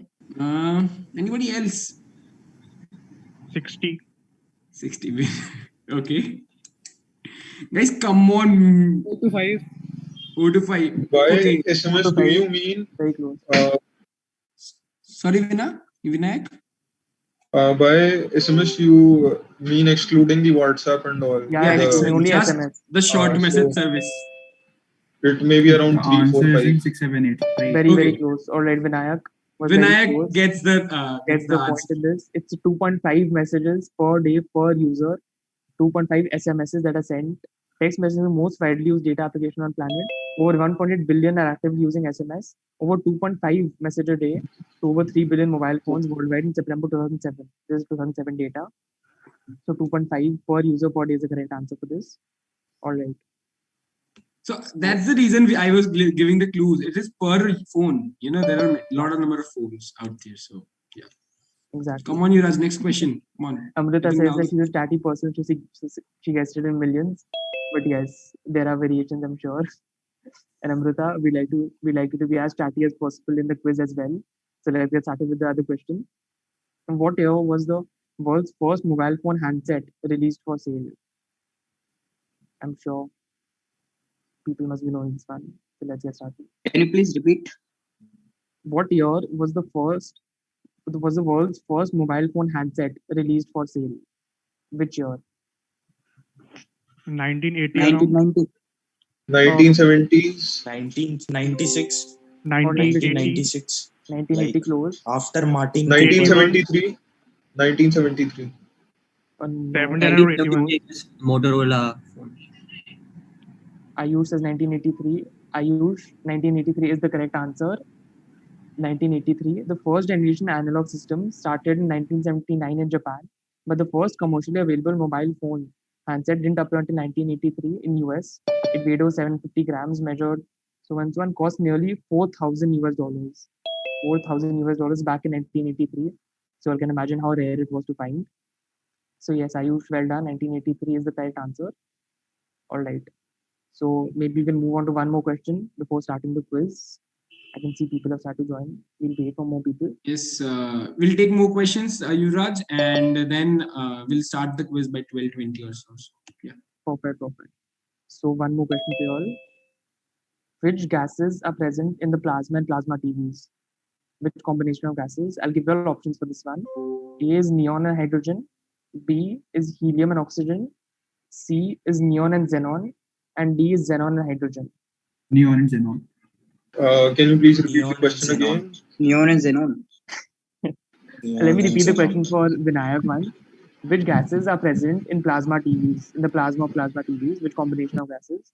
Options are neon and hydrogen, helium and oxygen, neon and xenon and hydrogen.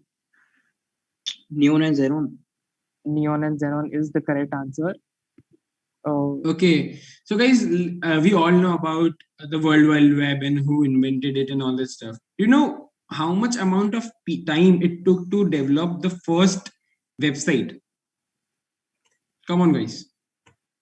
The first website took how many amount of period, the amount of time that it took?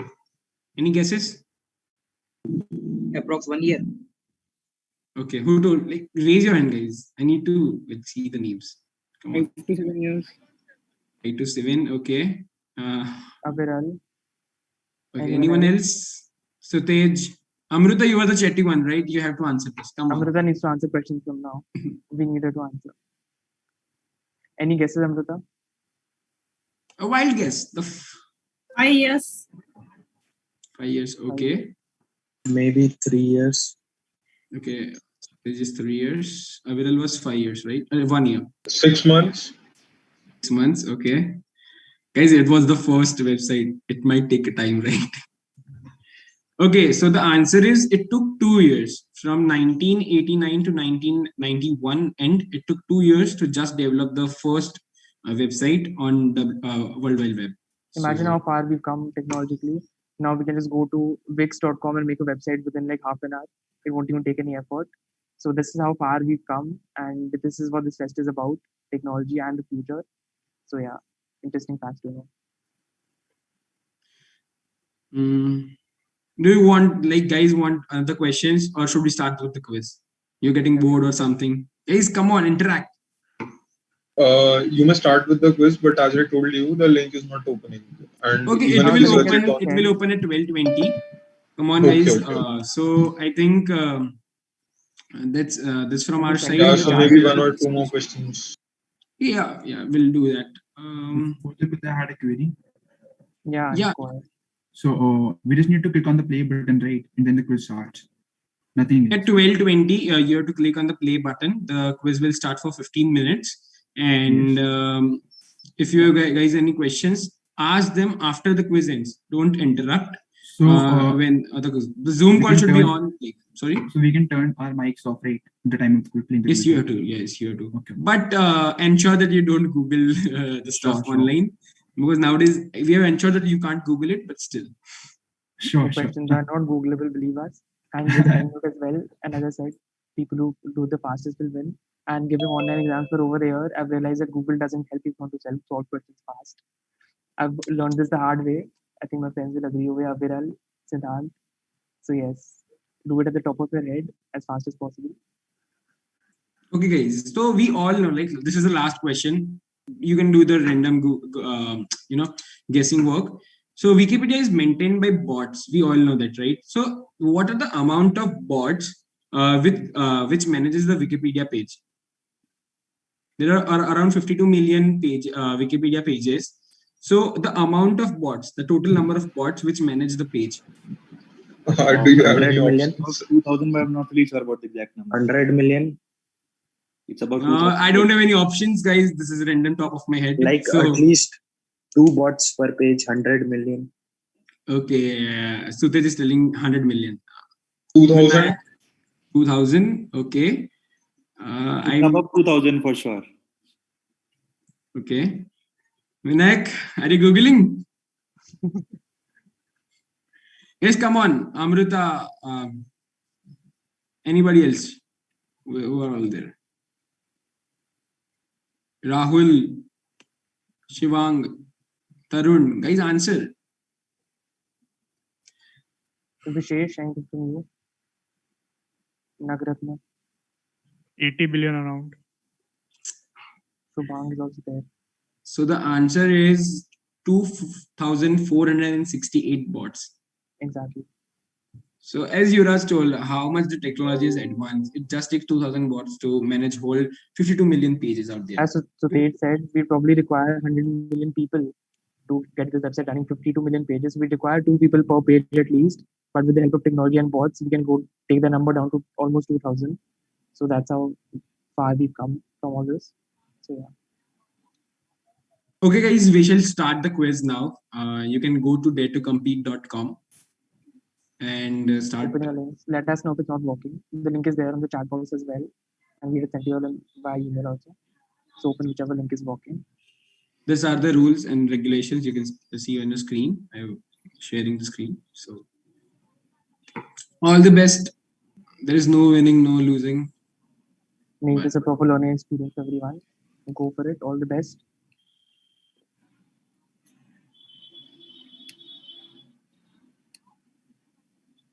Yeah, the link is not opening still. The link is not opening.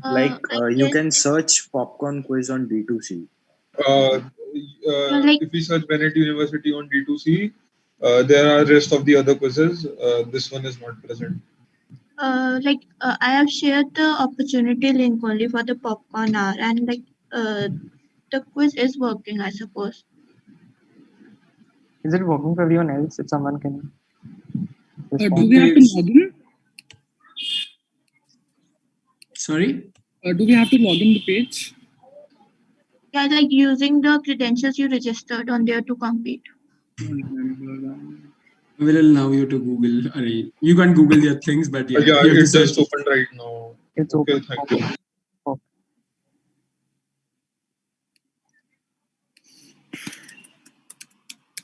I have to reset my password.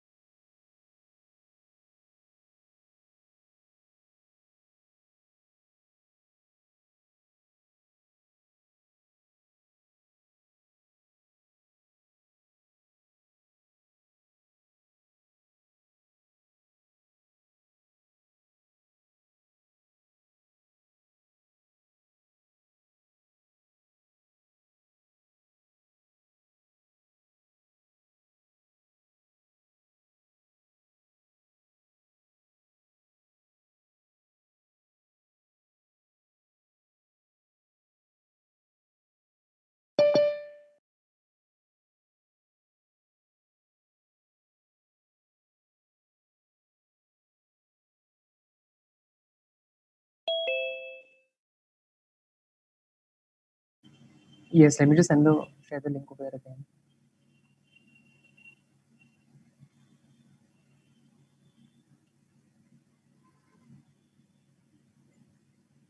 Yes, I absolutely have shared the link.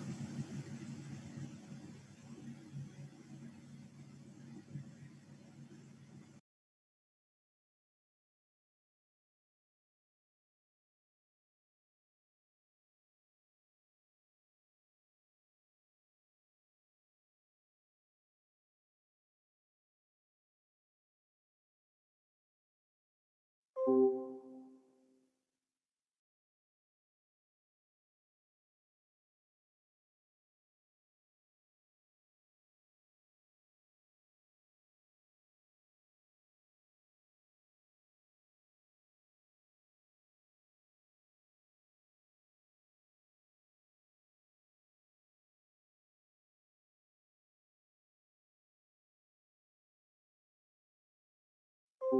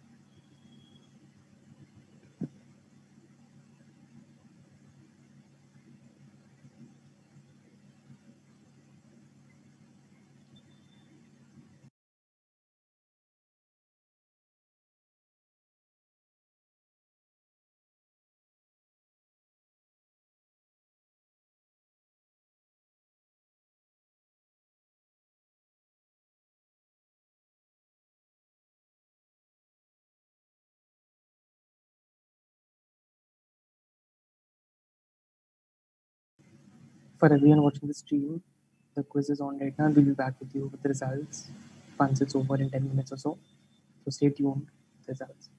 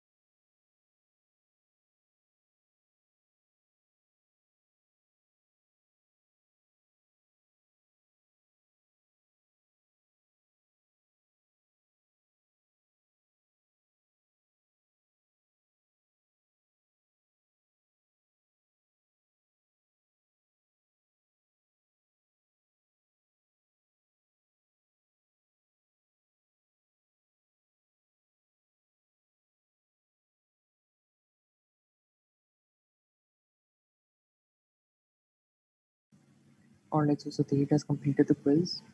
Let's wait for everyone to complete.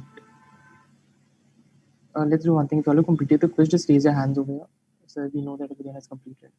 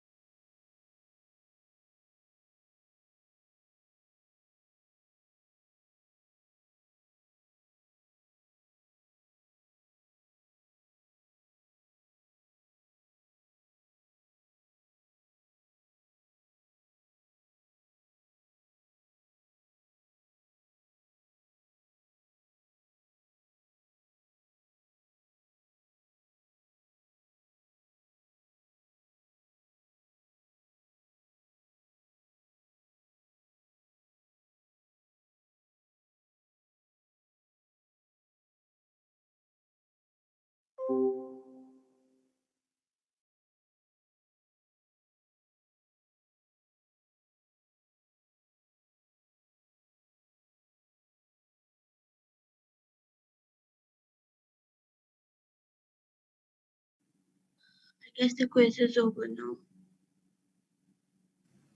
I think some people started late as well, so let's. The time limit was at 12:35. All right, let's confirm. Let's wait for 2 more minutes. I started 5 minutes late, but it ended at the same time. Yeah, so the time was still 35 only. Okay. Yeah, so time was the essential part out here. So, guys, let's confirm. Can everyone unmute and say if they finished the quiz or not? I'm done with my quiz, and when can I know my results? The results will be out very, very soon, as soon as possible. Just a second, guys. Stay on. Please don't leave. We are seeing a few of So them. is everyone done?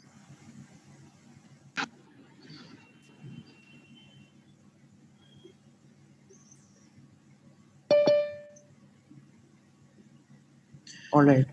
So I think everyone is done with the quiz. Let's ask everyone. Tarun, how was the quiz? Yeah, it's good, and the last 10 questions are a little bit hard and difficult. Yeah, it was a little tricky. As I said, Nisarg won't give it easy to you all. Let's hear from. Yuvraj, just a second. Let's hear from the person who had like previous experience, right? I don't remember the name of the person, but he had like previous experiences with them. I think it was Sutej. You were there. You were participating. Yes, sir. Yeah. So how was it? How did it compare to the other quizzes? Like Let's not compare it. was How on did you a, feel? like it was on a direct side. Like the questions, some of the questions were direct, and that was good. Like, and some of the questions were like the brainstorming types. Like you need to think about that. A little bit trickier also. Yeah, how to keep it in such a way to yes, like some of the questions were like those which cannot be googled, like that was the point. that Flickr one. Yeah, yes, it was the Flickr logo. Thank you so much. Now Let's from ask Vikesh. with the person. Vikesh, it was his first quizzing experience. Can you share how it went? How did you like it? How was your first taste of quizzing? Vishesh. It was good. We should turn on the camera, man. We have to see you. Yeah. How was the quality of the quiz? Did you find it interesting? Did you learn something from it? Yes.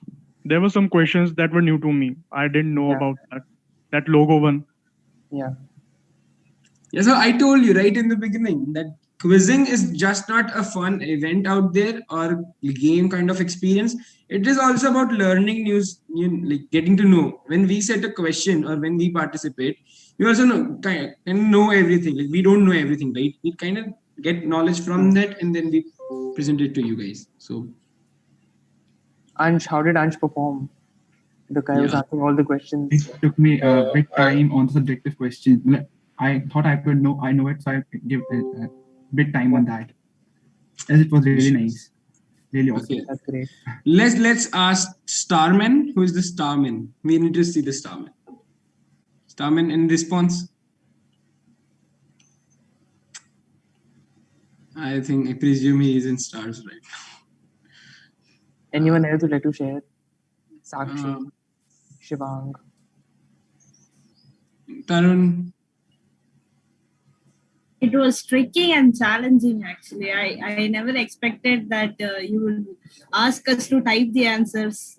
I never expected that one. And also time consuming. We had to think and then type the same. So that was the basic principle. Great experience, guys. Okay, Great thank you so much. Thank you so much. So you guys Great enjoyed. efforts you have put in. Kudos to you. kudos to Nisarg and the quizzing department of Cerebrum. They put in a lot of hard work to get this together. So basically, what we generally do is we kind of keep it in tricky questions with lesser amount of time, so that people cannot, Google the stuff or because everything is available. Even if you keep the trickiest question, there is some way, possible way to get the answers. So this is our policy in Bennett. Okay, I think results will soon be out. Just a second. How many teams will be selected for the round 2? Sorry? How many teams will be selected for the round 2? We are keeping it in such a way that you all can participate in the today and tomorrow. The cumulative of the both rounds would be said, and then the result will be declared. You have to participate both of the days. It's compulsory. So like the quiz which is going to happen tomorrow, so it also comes under the popcorn quiz name. Yep. The day after tomorrow, like, on 2nd. Okay, so we had around 30 questions. Each question had 1 minute. And should we start with the person who came first, or should we go in like third, second, and then first? Come on, guys. Anyone? I think there is no response. So let's Any order you like. So Shreya came third with 20 points out of 30. Congratulations, Shreya. The best time you had is 9:01 minutes, and that's from our side. Congratulations. The second team was Shivang Ahuja. Again, a score of 20, but lesser amount of time. So congratulations, Shivang. And the first is Shreya Gupta with 23 out of 30. Congratulations. This is the highest score I could ever imagine. Can the placeholders please switch on the camera so that everyone can see them? Yes, come on, guys. Shreya Gupta, Shivang, Ahuja, and Shreya. Amazing work, guys. Congratulations. Like, kudos, yeah. 23, 20. And if anyone of you want to tell your experience and something, please tell us your experience. Shivang, yeah, it was a great experience, and actually the questions were hard. I was not even expecting such kind of questions. And yeah, kudos to your team to set such an amazing quiz. Thank you. And yeah, congratulations to everyone who participated. Shivang, you did a great job. Yeah, you like getting this score 20 is a great amount of achievement. Kudos to you. Thank you. So yes, guys, thank you for joining us. I hope you all have enjoyed it. Let's get back tomorrow, and then we'll also know the winner of from the both of the rounds. And then can you tell the scores of the rest of the participants as well? Yeah, if you want to know. We will release yes, the scores for all the participants. Yeah, the score will be released. I think it will be mailed by you by the team. So yeah, that's it from our side, guys. Thank you for joining in. Let's meet tomorrow, day after tomorrow, I suppose. Anika, is that true? Yeah, day after tomorrow. Okay. Bye-bye, guys. Thank you for joining in, tuning in, and thank you. Bye-bye. Okay. Thank you. Also, guys, before leaving, let's just thank our host, Yuvraj. He did a great job. And Mr. as well. So just thanking enough if we don't have good support from Anika and Yuvraj. They did a tremendous job, as well as Tanmay. He's live streaming constantly out there on YouTube. You can see this thing on YouTube as well. So Tanmay, Anika, and Yuvraj, like write in the chat box OP, Yuvraj OP, or something sort of that thing. Okay, guys, come on. Bye bye. Bye bye. Thank you. Thank you. It was great to have you all.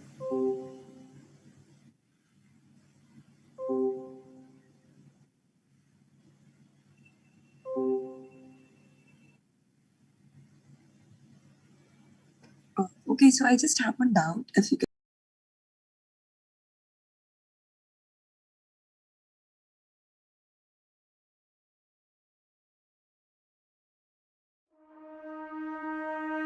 The back and forth has got me so messed up.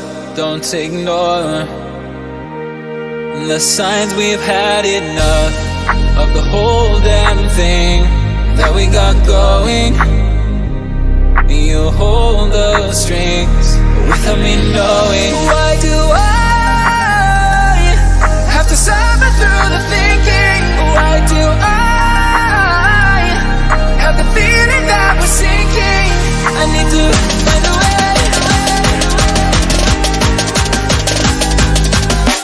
Find a way. Find a way. Find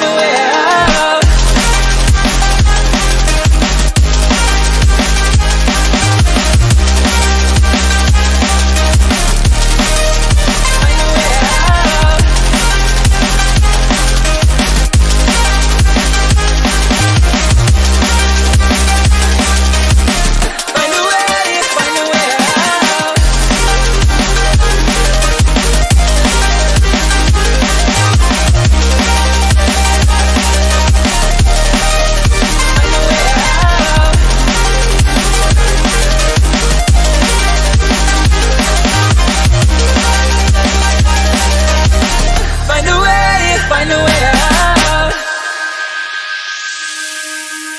What's all this for?